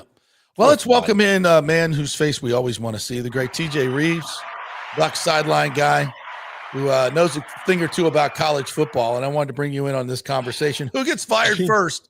Napier or Norvell? King of the segue. Good to be with you. Yes, baby. I was hearing some of the first hour of the JP show. Let me just ask this, and Timmy, you love this whenever I get the opportunity. Wasn't it 6 scant weeks ago, Mr. Peterson, that we were on top of the world at Florida State because we had beaten Alabama, baby? FSU's back, baby. We're back. We're going to win the ACC. We're going to win the national championship. By the way, everybody in the state of Alabama wanted to kill Kalen DeBoer. He sucks. He doesn't know what he's doing. Buy him out. You know, that elderly woman said, if I win that Powerball, I'm going to buy out that damn coach at Alabama. All right. 6 weeks later, a scant 6 weeks later, a month and a half, not even to Halloween yet. And Kalen DeBoer is raising a glass and smoking cigars and winning big games in the SEC. And everybody, including the host of this fine program. That's right. Wanted Mike Norvell gone 2 weeks ago. Yes. Welcome to sports. Welcome to fandom. Welcome to what we do with opinion. Yes. But I'm just trying to verify. I thought you were back. I can't keep the Florida State narrative in line. I thought you were back Labor Day weekend, and now at least I didn't put it on. At least I didn't put my face on Twitter exclaiming that like Danny Cannell did. I love Danny. By the way, completely back you up on Jimbo Fisher. I don't think it's it's the truth. I mean, Gene's been talking to me about this, about how he's back in Tallahassee and he would love an opportunity in coaching somewhere, blah, blah, blah, blah, blah. He left. Let's get biblical here on a Tuesday. He left like a thief in the night to take the Texas A&M job and did not give a crap what it did to Florida State when he did that. And you're going to welcome that back somehow, some way, because he has remorse, because he's now branded as you flamed out at Texas A&M and you may not get another head coaching job for a while. I don't know. I mean, I don't understand the attraction from anybody, because look at he won a national championship. But at A&M, dude, he had the best roster in the country. Yeah, 2 or 3 years of his tenure here. Unlimited resources with it. Unlimited resources as well. All the things, as I came on the program, you were talking about all the things he was griping about Florida State not having. He had them all at Texas A&M. And could not win. The best recruiting class in the history of the universe in 2022. Yeah. Didn't win anything. So the other thing that I will say, because Mr. Peterson, you and I have been around for a while, and I've been with you and hanging out with you, you could end up with a Willie Taggart type situation again. When you go down this road and Jimbo took off and you got Willie Taggart, and it was a disaster. So you've got to be careful. I don't know what they do. I defer to you on the Norvell deal. Do they have that kind of money to buy him out and then pay another coach? It doesn't seem on the surface that they do. Well, the problem is it's about $12 million a year, $10 to $12 million a year moving forward for the next 5 years, I believe it is. So you don't have to pay it up front. So here's the deal. You keep him, and Mr. ReliaQuest, Brian Murphy, and I don't know this for a fact, I'm just throwing names out there.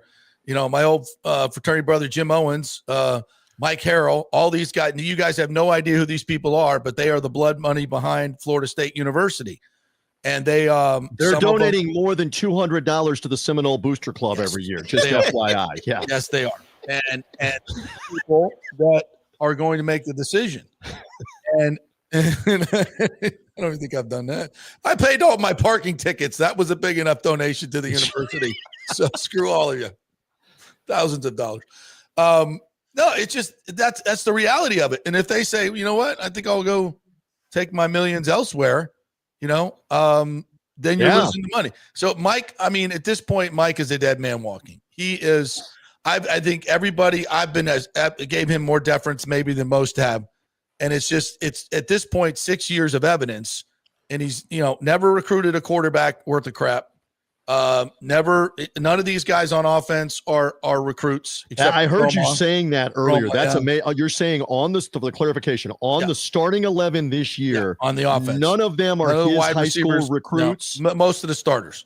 Most of the starters. Yeah, Squirrel White, Deuce Robinson, entire offensive line transferred in. Castellano transferred in. Single high school recruit on the offensive line? Nope. Not starting. No. How is that possible? And this is 6 years. This is 6 years. And the players that come there don't develop. You know, the players that have gone into the NFL, the Jared Verses of the world, those guys, most of those guys were transfers and were developed at other places. And this has been Mike Norvell. He's getting out recruited by Florida and Miami. Florida's been in the doldrums.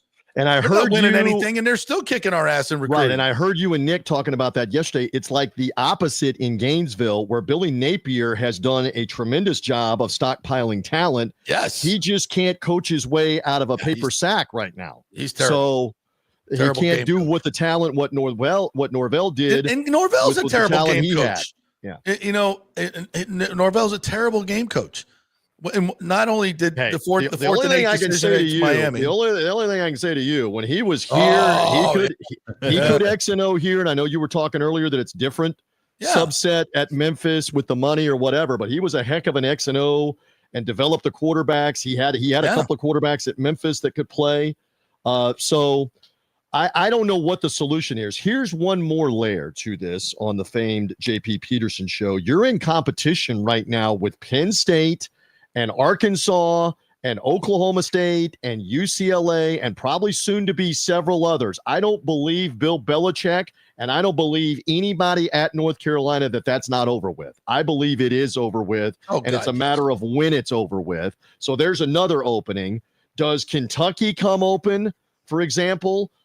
Does South Carolina come open? If they're fed up with Shane Beamer, Virginia Tech is still open. My point is you're in competition with all these other schools that are already looking right now. And, you know, Alex Golesh can't be the coach at every one of them. And the next hot coordinator or the next hot, group of five coach can't be the coach at every one of them. What do you do? What do you do if you're in competition with all these other ones? So somebody said, Michael Hall said, assemble the Tampa Mafia. The FSU Tampa Mafia. Are you part of those meetings? Do you meet at Ivaroni's or where do you meet? Where do you meet? I know some of the people. My former roommate, Mike Kozlowski, might be in those meetings. We're naming names. They used to meet. Brian Murphy from ReliaQuest, Peter Collins, my fellow Palmacia member. I mean, these are the people. These are the big money people.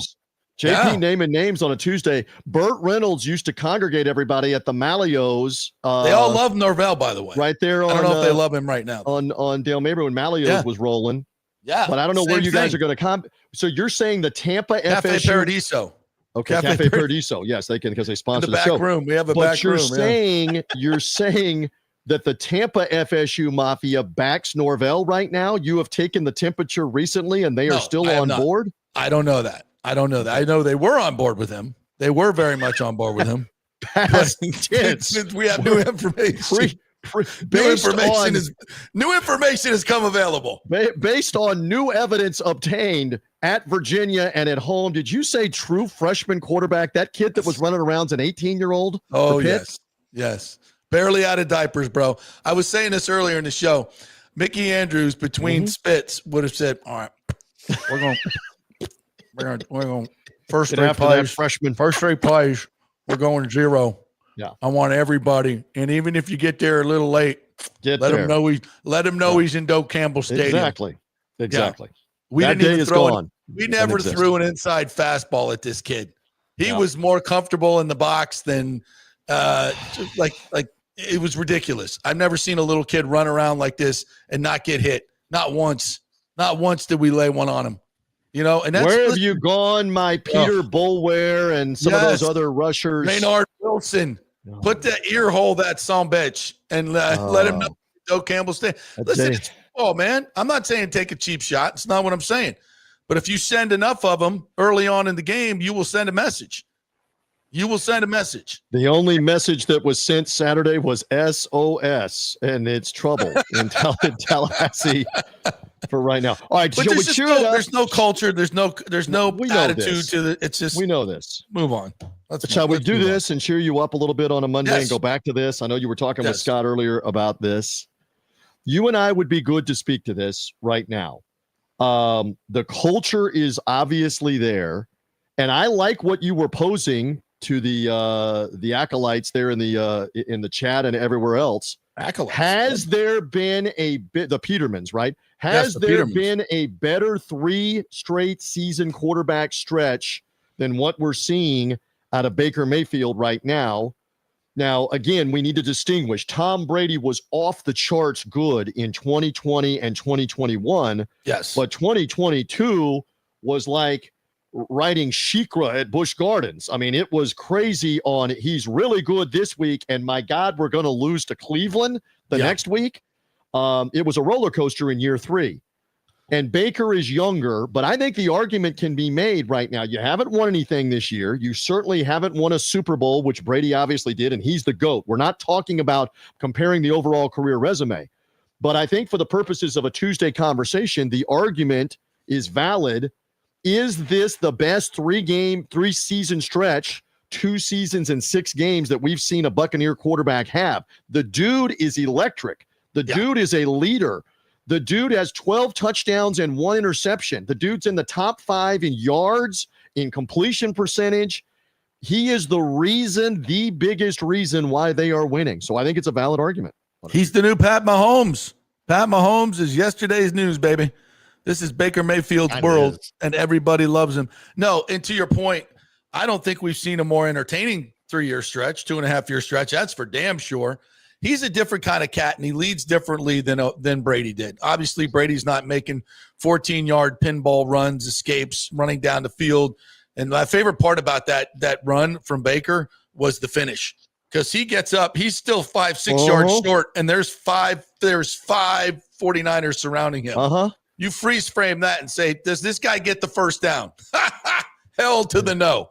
He gets a block from Cade Otton, runs through 2 more tackles, and throws the ball over the line. I mean, never seen anything like it. It's just will and determination. He ain't Lamar Jackson, right? He ain't slow, but he ain't Lamar Jackson, correct?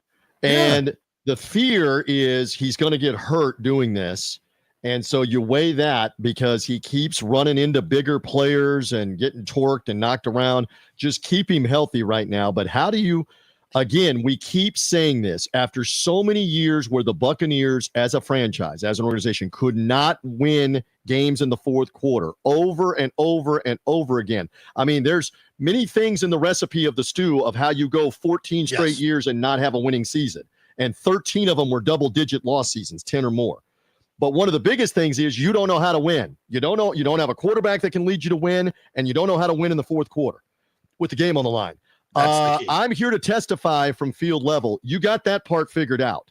Yeah. If the game, I mean, it's better probably than it's ever been, including with Tom Brady. If the game is on the line, he is going to win the game. If it's in his hands, he is going to find a way. There's the key. And win the game. There's the key. If it's in his hands. Last year, the strategy was we'll score, but then our defense will close it out. Right. And it didn't always happen. And you lost several times and you got burned. You were 2-6 in those situations. Correct. In 7-point games. Correct. Now you're 5-1 in said games. And a lot of it is let's figure out, even if we have to let the Texans score with 2 minutes to play, which is exactly what they did, let's figure out a way to get Baker Mayfield the ball last. And guess what? On 4th and 10 in that game, what did he do? He escaped and got a first down. Incredibly. So this 3rd and 14. This ain't the first rodeo for Baker. He's done this probably half a dozen times where he is absolutely trapped on the 3rd, and he did it in the playoff game. And there he's out and about, running and bumbling and stumbling. Fred Sanford in his way to a freaking another first down, and the crowd goes crazy. Did you just drop a Sanford and Son reference that neither? That none of the Petermans, only Timmy and I think, got the Fred Sanford. You remember Jameis was the king of the Fred Sanford bumble. Well, yeah, and he now Baker's a little bit more coordinated, so it's not quite the bumble. Because the Jameis legs were going different directions at times when he was running down the field. It was kind of arms were going. It was like the baby giraffes. It was the baby giraffe scramble. Yeah. Yes. Yeah. He was quintessential, but this is pretty close to it. As he pinballs off everything. It's insane, and it's so fun to watch. And the energy that he brings to the crowd and everything is very Allstott-esque. Hey, At Very field all-star level, esque. I don't know how well you could hear it in the press box, but the chants of Baker, and then the MVP, and I know that's getting a lot of play because the Buccaneers put it on social media that Tez Johnson thought that it was potentially for him. Again, he's a rookie. He's the world is spinning at 8,000 miles an hour right now for him, every which direction. But he's over on the sideline hearing the MVP, and Sterling Shepard is legitimately telling him, bro, that is for Baker. That's for the quarterback. I know you made a great play and you got the flip, but that's not for you. That is that's for the throw and for what he's doing. By the way, that was a great catch. I mean, that is a tremendous catch. Yeah. That If like I'm not mistaken, I didn't ask Tez or Baker this, but there was a play right before Cam's touchdown that they ran, and it looked to me like Tez pulled up on his route, and they pulled him out of the game. And Cam came in, and then Cam scored on that same route the next play. And I wonder if it was like, hey, man, you screwed up there, but we're putting you back in. And then he does that adjustment on the route and makes this full-out Superman catch just unbelievable. I mean, this team, and then the flip. I mean, how much fun is this team? I mean, if you're a script writer in the NFL, and we know we have them, you might want to get behind this team. Can we start getting those Kansas City Chief calls to go our way? Can we now become the new Mahomes? Yeah, they sure get plenty of them game in and game out. But yeah, I mean, again, as you've been saying, and I said this on the Nothing But Bucs podcast, free plug for that if you want to hear Gene screaming the highlights on 98 Rock and the Buccaneers mobile app, and wherever you get podcasts, look for Nothing But Bucs. You'll hear Gene's calls. You'll hear me interviewing Baker Mayfield. We're talking about the new nickname. Maybe we are going to call him Big Pharma, Johnson & Johnson, with the two young receivers. Well, they're hardly big. These are smaller Johnsons. No. Yeah. Does that matter? And they are wide receiver. And by the way, they're wide receiver like 5 and 6, if not 6 and 7 on this team. And you're going to them and you're having success. So, again, you won that game Sunday. I don't want to hear about the 49ers injuries. I know Brock Purdy didn't play. George Kittle didn't play. And they have – okay. No Mike Evans, no Chris Godwin, no Bucky Irving, Cody Mount gone for the year, no Luke Gedeke. Off the offense, I went to public school, but that's 5 guys off the offense, and you were still clicking and scoring 30 points in the game. So it says a lot for that, and now you get ready to go play the Lions.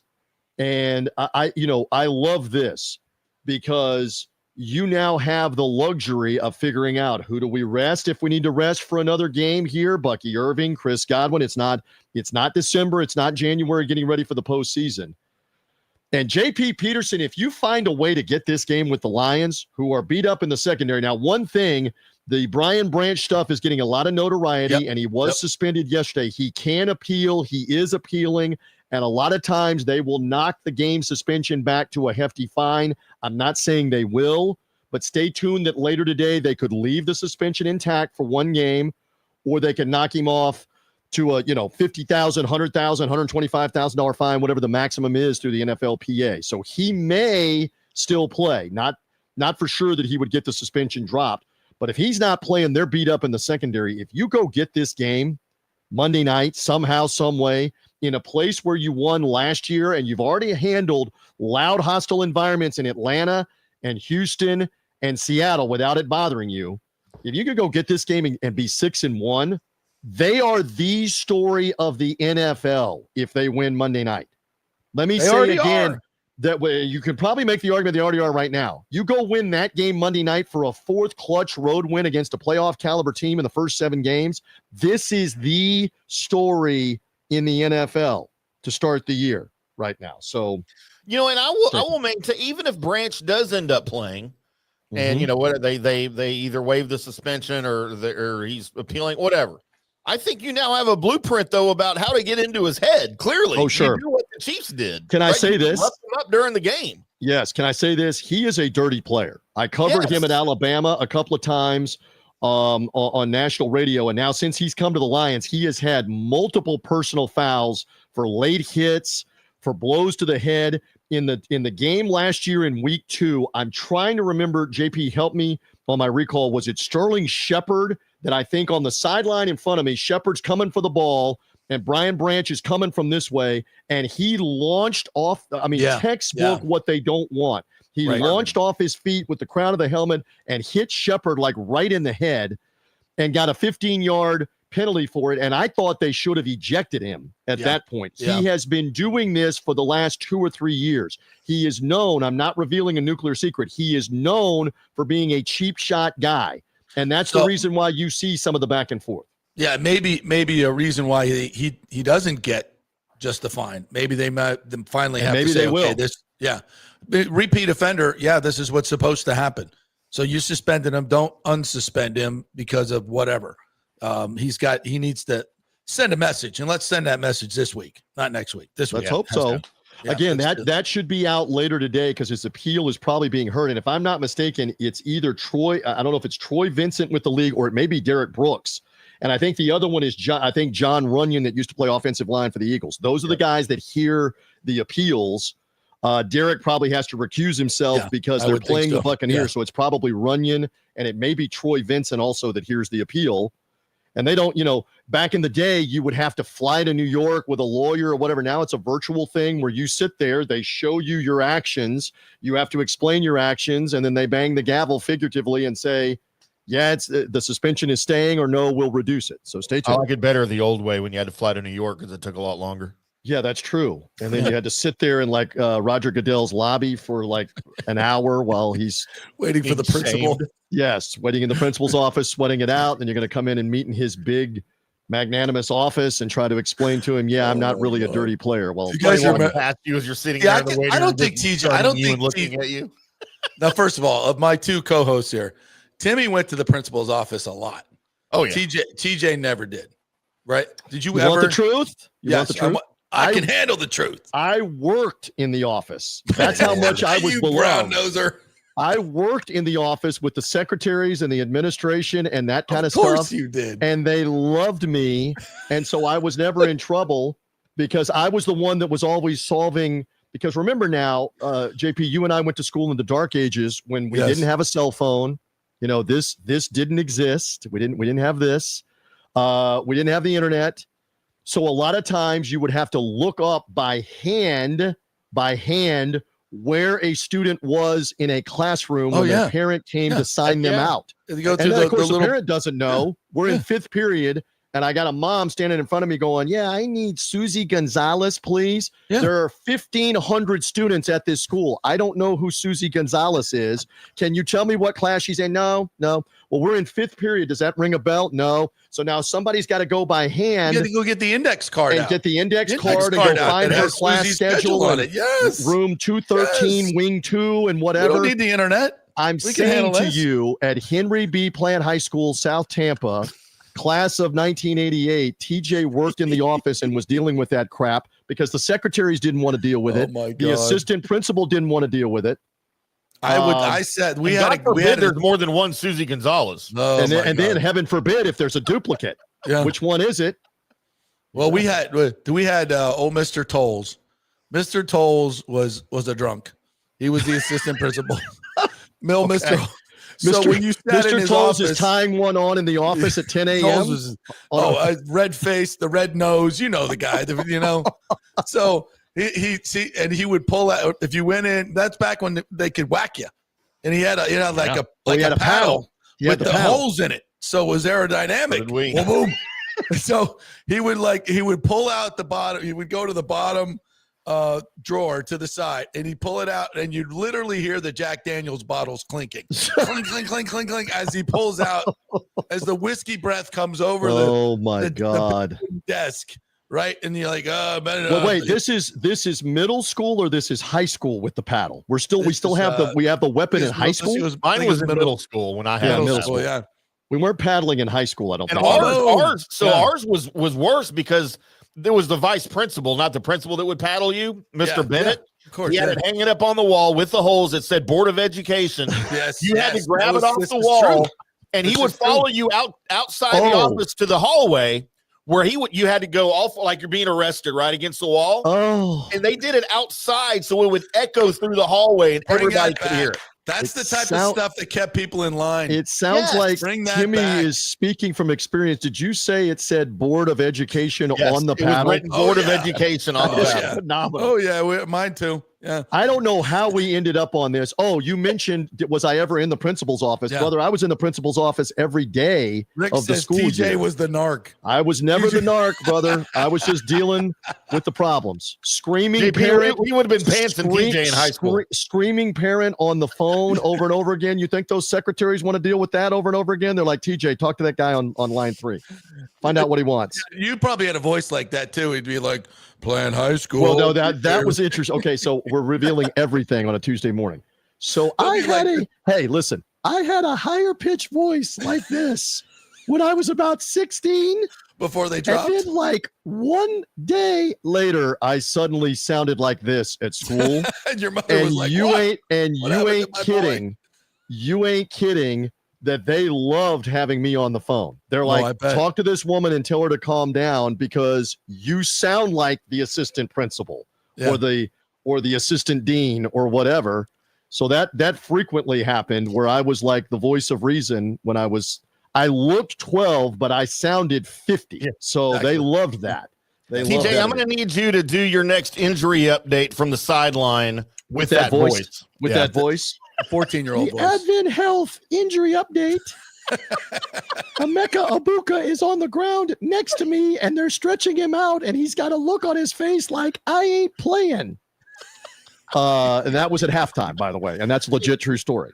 Because I looked, I mean, it was free for everybody to see at halftime when he came out of the locker room, and they were stretching him down on the ground in front of me, and the look was like, yeah, that hurts. Okay. Yeah, to add to the drama, you wouldn't know this, but in the press box, right before 3rd and 14, the great Paul Porter comes on and he said, injury update. And somebody finally told him the G is silent. So he got it right this week. Said, Emeka Ibuka has a hamstring injury. His return is doubtful. And you hear this audible groan in the press box.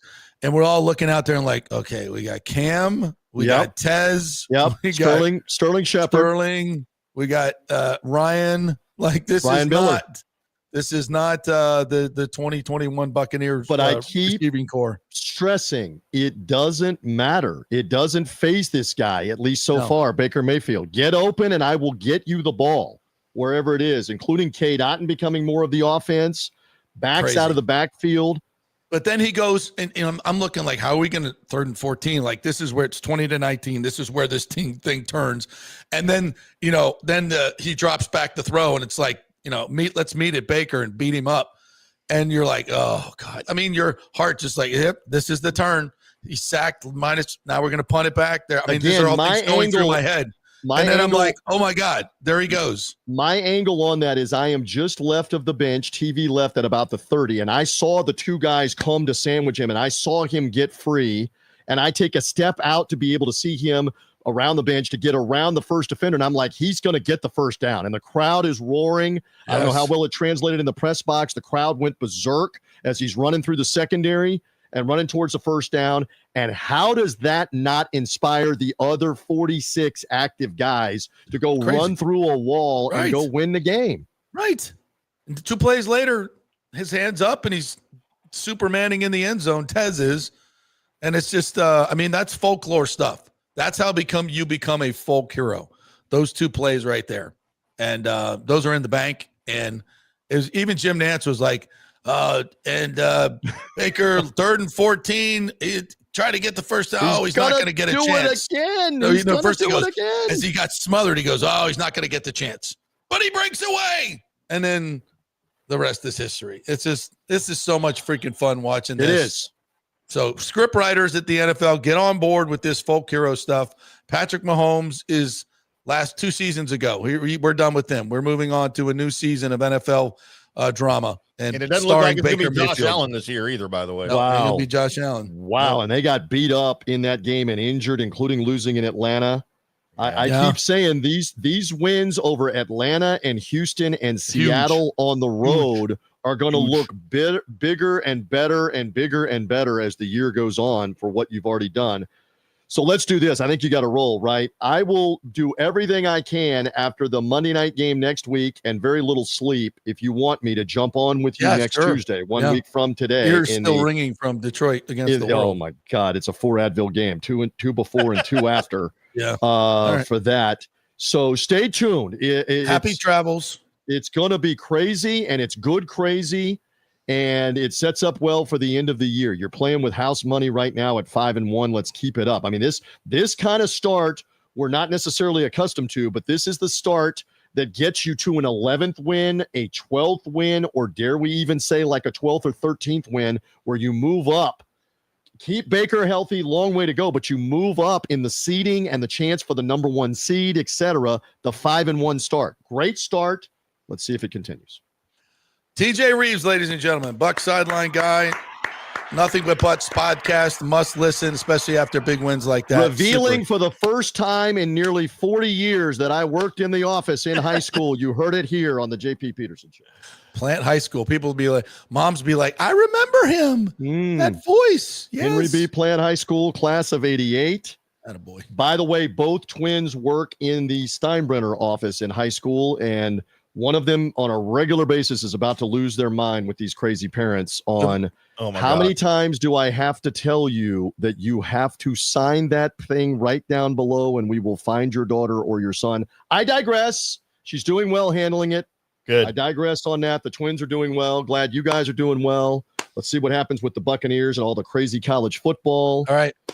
You need me, you know where to find me. Be well. I can't play golf today, by the way, but maybe tomorrow. We got to get out there at some point. Tomorrow could the weather is gorgeous. I know. It's so nice. You got to take advantage of this. Be well, boys. Great, TJ Rives. All right, we got to hit a break, and then we'll come back on the other side. And we have empirical proof that the NFL was favoring the Kansas City Chiefs. Study has been done. We needed a study on this, by the way, to prove what we already knew from our eyes. We're brought to you by the great folks at Cafe Paradiso. My good friend Paulo over there, number 3 on the open table list, folks. If you have not been, I know so many of you tell me all the time, oh, I went for my anniversary. It was awesome, blah, blah, blah. Just go for a great meal. Cafe Paradiso, paradisottampa.com is the website right there on South McDill. Go get you some branzino, some sausage, farfalle, salsiccia. We love it. Cafe Paradiso, back in 3. The holidays are coming up, and the Gold and Diamond Source wants to be your family jeweler. Discover the ultimate jewelry superstore with the largest selection of diamonds, engagement rings, and fine jewelry all under one roof. Don't wait any longer to find that one-of-a-kind perfect engagement ring for that special someone in your life. And as your relationship grows, so can your diamond with the Gold and Diamond Source. Trade up at any time. You get 100% of its value when you come back to trade up. And why don't you get a head start on your holiday shopping? With the Gold and Diamond Source's unbeatable low pricing and financing options, you can get 5 years, 0%, and make this holiday season truly memorable. The Gold and Diamond Source takes pride in offering only natural diamonds formed over billions of years by the Earth's incredible forces. If it's real love, get a real diamond. Shop online anytime at goldanddiamond.com or stop by their showroom and tell them JP sent you at 3800 Almaton Road, always online at goldanddiamond.com. Welcome to Kingmakers, home of the JP Peterson Show studio and Tampa's premier business networking and social club for members only. By day, it's an exclusive, vibrant co-working space with a stylish conference room, focus rooms, a full production studio, and an in-house marketing team. And by night, Kingmakers transforms into a sports-centric social hub with a full sports bar, golf simulator, and exclusive events. For young entrepreneurs and seasoned professionals, it's the perfect place to work hard, play hard, and make big moves in Midtown Tampa. Close the deal, celebrate the win. Only at Kingmakers. Become a member today at kingmakerstampa.com. Your business, your club. JP here for the Jeeves Law Group and my man Scott Jeeves, who lives right here and has long been a highly respected member of our community. He's a proud sponsor of the Tampa Riverwalk. Jeeves Law Group is also a proud sponsor of our Grand Central District in St. Pete and has neighborhood events throughout the year. He has an office on Central Avenue in St. Pete and one on South Howard in Tampa. You can't get more local than that. So when you need an attorney, you're going to hire some huge firm that advertises all over the state or the one that supports your favorite sports show. It's the Jeeves Law Group. We're local, we're trusted, and we get results. For personal injury and personal attention, call us for a free case evaluation. That's 8889-JEEVES. That's 8889-JEEVES. With this record heat in Tampa Bay, you better have your AC unit running at peak efficiency. Third Generation Plumbing installs the best American standard AC units. Our split systems offer the highest efficiency available while reducing energy bills and maximizing comfort. That's why Third Generation Plumbing trusts American standard air conditioning, built to last, made to perform. Whether it's a new install or an emergency repair, our family-owned team brings 3 generations of trusted service to your home, now with the unmatched reliability of American standard. Plumbing or cooling, we've got Tampa covered. Call Third Generation Plumbing today, 813-961-8024, or go to thirdgenerationplumbing.com. And we also do AC. Ciao, Paolo Tini here, owner of Caffè Paradiso, voted number 3 People's Choice Award on Open Table. I want to thank all our loyal family of customers that have been enjoying our great traditional Italian dishes we make from scratch every day. It's a great family story we're proud of. Our family moved from Rimini, Italy in 1984. My dad, Caesar, started Donatello, and that's where I got the start in the restaurant business. I started Caffè Paradiso on South McDill in 1995, and we've been there ever since. From our traditional ossobuco, a veal slow roast for 4 hours, to our daily fresh catch, the Gruppo Paradiso, with a piccata sauce and lobster claw meat, homemade pasta like lasagna, farfalle salchicha, which is a bow tie pasta homemade with fresh sausage. Hold on a minute, JP's favorite. I love it. So come and have a glass of wine with me on South McDill. Get a reservation on Open Table and see all our 5-star reviews. Ciao, see you soon at Paradiso. Let's go. Right now, back to the show on FanStream Sports. All right, welcome back to the JP Peterson Show. Reminder, Delete Me makes it easy, quick, and safe to remove your personal data online at a time when surveillance and data breaches are common enough to make everyone vulnerable. Data brokers make a profit off your data. It's a commodity. Anyone on the web can buy your private details that can lead to identity theft, phishing attempts, and harassment. But now you can protect your privacy with Delete Me. That's why you get all those weird spam calls and those messages like, hey, remember me? So to take control of your data and keep your private life private by signing up for Delete Me, you can get it as a special discount for our listeners. Get 20% off your Delete Me plan when you go to joindeleteme.com/hit and use the promo code HIT at checkout. The only way to get 20% off is to go to joindeleteme.com/hit and enter the code HIT at checkout. That's joindeleteme.com/hit, code HIT. So do that. What a pain in the ass all those things are, right? That's how I find most of my girlfriends recently, JP, is through those wrong numbers. It's not a girl. She His sounded name like is a girl. Igor, And via and he text, lives she in sounded like a girl. Slovotnik, and he's going to take all of your money. Well, good. I don't have any. So FYI. she's in for a shock. So the Lightning get a 4-3 win yesterday, my friend. A little jumbling of the lines by Mr. Cooper. So he put Gensel down there with Pontus Holmberg and Gonsalves. And did I get that right? Hold on. Yeah. Gonzo and Gonsalves, yeah. And Sorelli got a couple of goals out of that deal. Some great plays. And then Pontus Holmberg went down to the third line with Yanni Gordon Bjorkstrand. He got a couple, or involved in a couple. So what I really liked, though, was they were up 4-1 in the second period, 3:37 left, and Chernak goes in for a ill-advised pinch and leaves his back door open. You never want to leave your back door open. I hate when that happens. Yeah. Especially in Boston. And you got burned. Jonas Johansson, who was really, really good yesterday.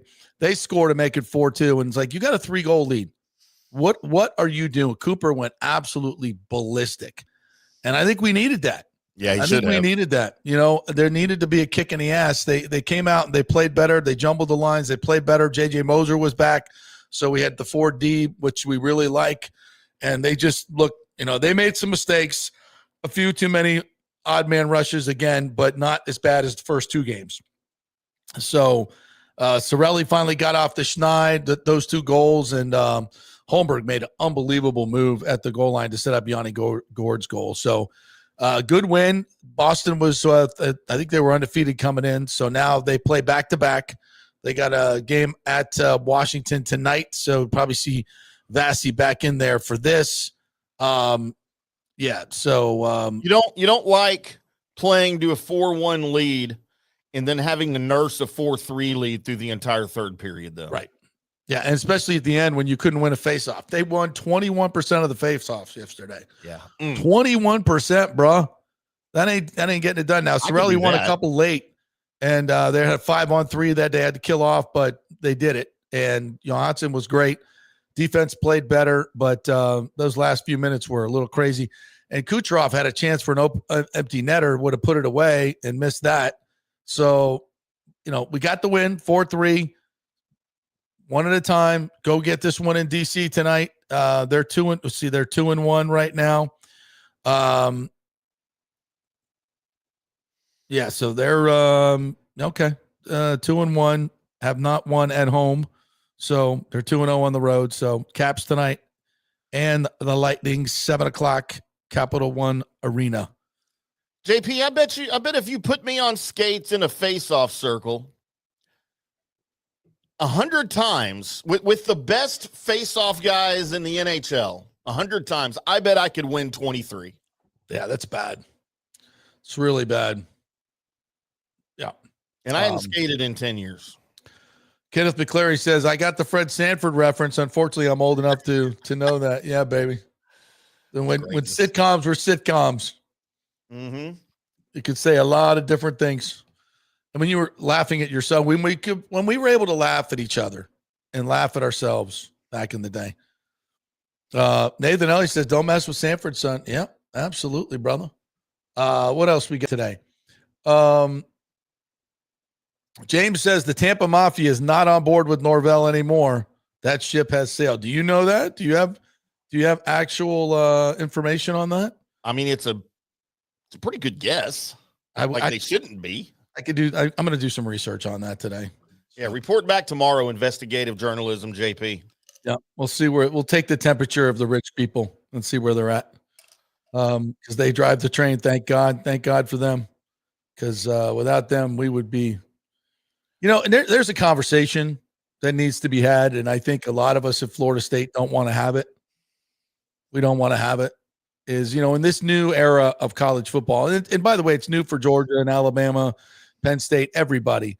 You're going to have, as Josh Pate so eloquently said, you're going to have dead seasons because of the portal and the way things are going now. And NIL, you're gonna miss on guys, and you're going to have some injuries, and you're going to have dead seasons. Doesn't mean your coach doesn't know what the hell they're doing. Sometimes it does mean that, but a lot of times it doesn't. Like James Franklin, I don't think he should have been fired, but I understand the frustration of fans when you see Ohio State and Michigan winning national championships, and your guy just can't seem to win big games, but you were still a field goal away from playing for the national championship. I'd kill this FSU. His firing was not because he lost 3 games in a row this year and who he lost them to. Yeah. That's not why he got fired because of the past 12 years, right. His inability to get over the hump. And he came close, obviously, just months ago. Yes. But he didn't do it. And now you combine that with now I don't know anything about Penn State. I can't stand Penn State as a program. I've never been a Penn State fan, but we have very good friends that are very close to the Big Ten up there. It's an incredible program. Who will tell me that program was becoming toxic under James Franklin, that he was losing control of just about everything that was going on. And really? that can happen after 12 years. Like in what way? Losing control of the players. Oh, that the program was becoming toxic again, as far as behavioral things that were needing to be swept under the rug. And I did not know that. So again, I'm not reporting that. I'm just saying those are the things that I've heard from my people who are close to the Big Ten. Interesting. So this firing could go much, much deeper than just he lost 3 games in a row to, Northwestern, UCLA, and whatever, but in Oregon, I guess, but whatever, So we seem to have a little bit of a discussion going on here, respectful, because we got rid of the other douchebag. Oh, did we ban him? I did. Oh, okay. Because I asked him to be nice, and he just and he wasn't put an STFU in there, and I said bye-bye. I gotta monitor comments better. Yes, you need to. Amin says Bucs defensive ranks after 6 game total defense 14th, scoring defense 24th, 5th versus the run, 21st versus the pass, 15th on third down, 28th in the red zone, tied for 17th in takeaways. Definitely not the 2002 Bucs. Definitely not, but making plays to win games like they did last week. So it's been a bit of a mixed bag. I don't think the defense is bad, but I don't think it's good either. I think it's kind of right in the middle, to be quite honest. And then where's that other comment? I thought was good. Oh, from First Name Greatest said those defensive ranks are versus Penix, Stroud, Tyrod Taylor, Hurts, Darnold, and Mac Jones. They still have to play Goff, May, Allen, and Stafford. True. But I'm not scared of any of those guys, though. I mean, Mac Jones can play, obviously. But he was a little beat up, and I think we got a lot of sacks because he couldn't really get out too much. But Vita Vea was crushing people too. Darnold was, he was fantastic. They scored 35 points. So he was really, really good. So listen, I think the defense is a work in progress. And every week's different. Just match up and go play. And they're getting some guys back. As far as the guys that you still have to play that he listed there, Goff, May, Allen, and I'm not scared of any of those guys. Yeah, me neither. So Big O's here. What up, Big O? We'll be doing a Big O show coming up. There's a lot of good baseball. One of the craziest plays I've ever seen in my life. Unbelievable. Yeah. Unbelievable. But listen, if you didn't see this one last night. There was actually 3 outs on that play, but they only needed 2. They only needed 2. Yeah, because they had the guy coming from second too, right? No. Because Muncy rounded and passed Edmund. Edmund got in between. Muncy kept running. So technically, you could have had another out by Muncy passing Edmund. Yeah. Okay. Yeah, gotcha. So he's out there. If you didn't see the play, up on the wall. You got to watch it. If you haven't seen it, you got to watch it. But I would say this: the guy on third, you got to score. The mistake that Hernandez made is very simple. Yeah. Okay. Is that once, and people don't know this, but once it hits the glove, you're free to run. Yeah, exactly. You should know that. You just go. You should know that. Just go. You're a Major League Baseball player. Bobble it 8 times. Yeah. And still make the catch. You don't have to be sitting there until the catch is made. No. Once it taps the glove, yes, you go. You're free to go. Yeah. And he should have scored. Even if they got into a little situation where they got one of the outs at third, he should have scored. It's all a moot point because they ended up winning. Right. But what an exciting game. All right. So Big O show coming up at 12:30. If you want to watch and listen live and participate, you know how to do it. All these FanStream Sports Tampa Bay stations and Ohio, I think. We're going to bring up one of your favorite players, by the way. Who's that? Christopher Morel. Oh, the great Mr. Swing and Miss. Oh, man, I thought you were getting into Pete and Cavilla talk today. Oh, my Sweet God. Mr. Going back to Pete Inky, huh? How long? Why'd you bring up Pete and Cavilla? You just said one of my favorite players. He was a Ranger for a long time. He was one of my guys. Yeah. Took over for the great Dean Palmer. Yeah. Oh. Remember Dean Palmer? Biggest Tallahassee. Yeah. Pete had the biggest chest in baseball ever. I watched Dean Palmer tear a bicep on a swing at the plate that you could see in slow motion on the replay. The muscle literally tear away from the bone and crawl up his shoulder to his neck. It was gross. Dude, that's it was gross.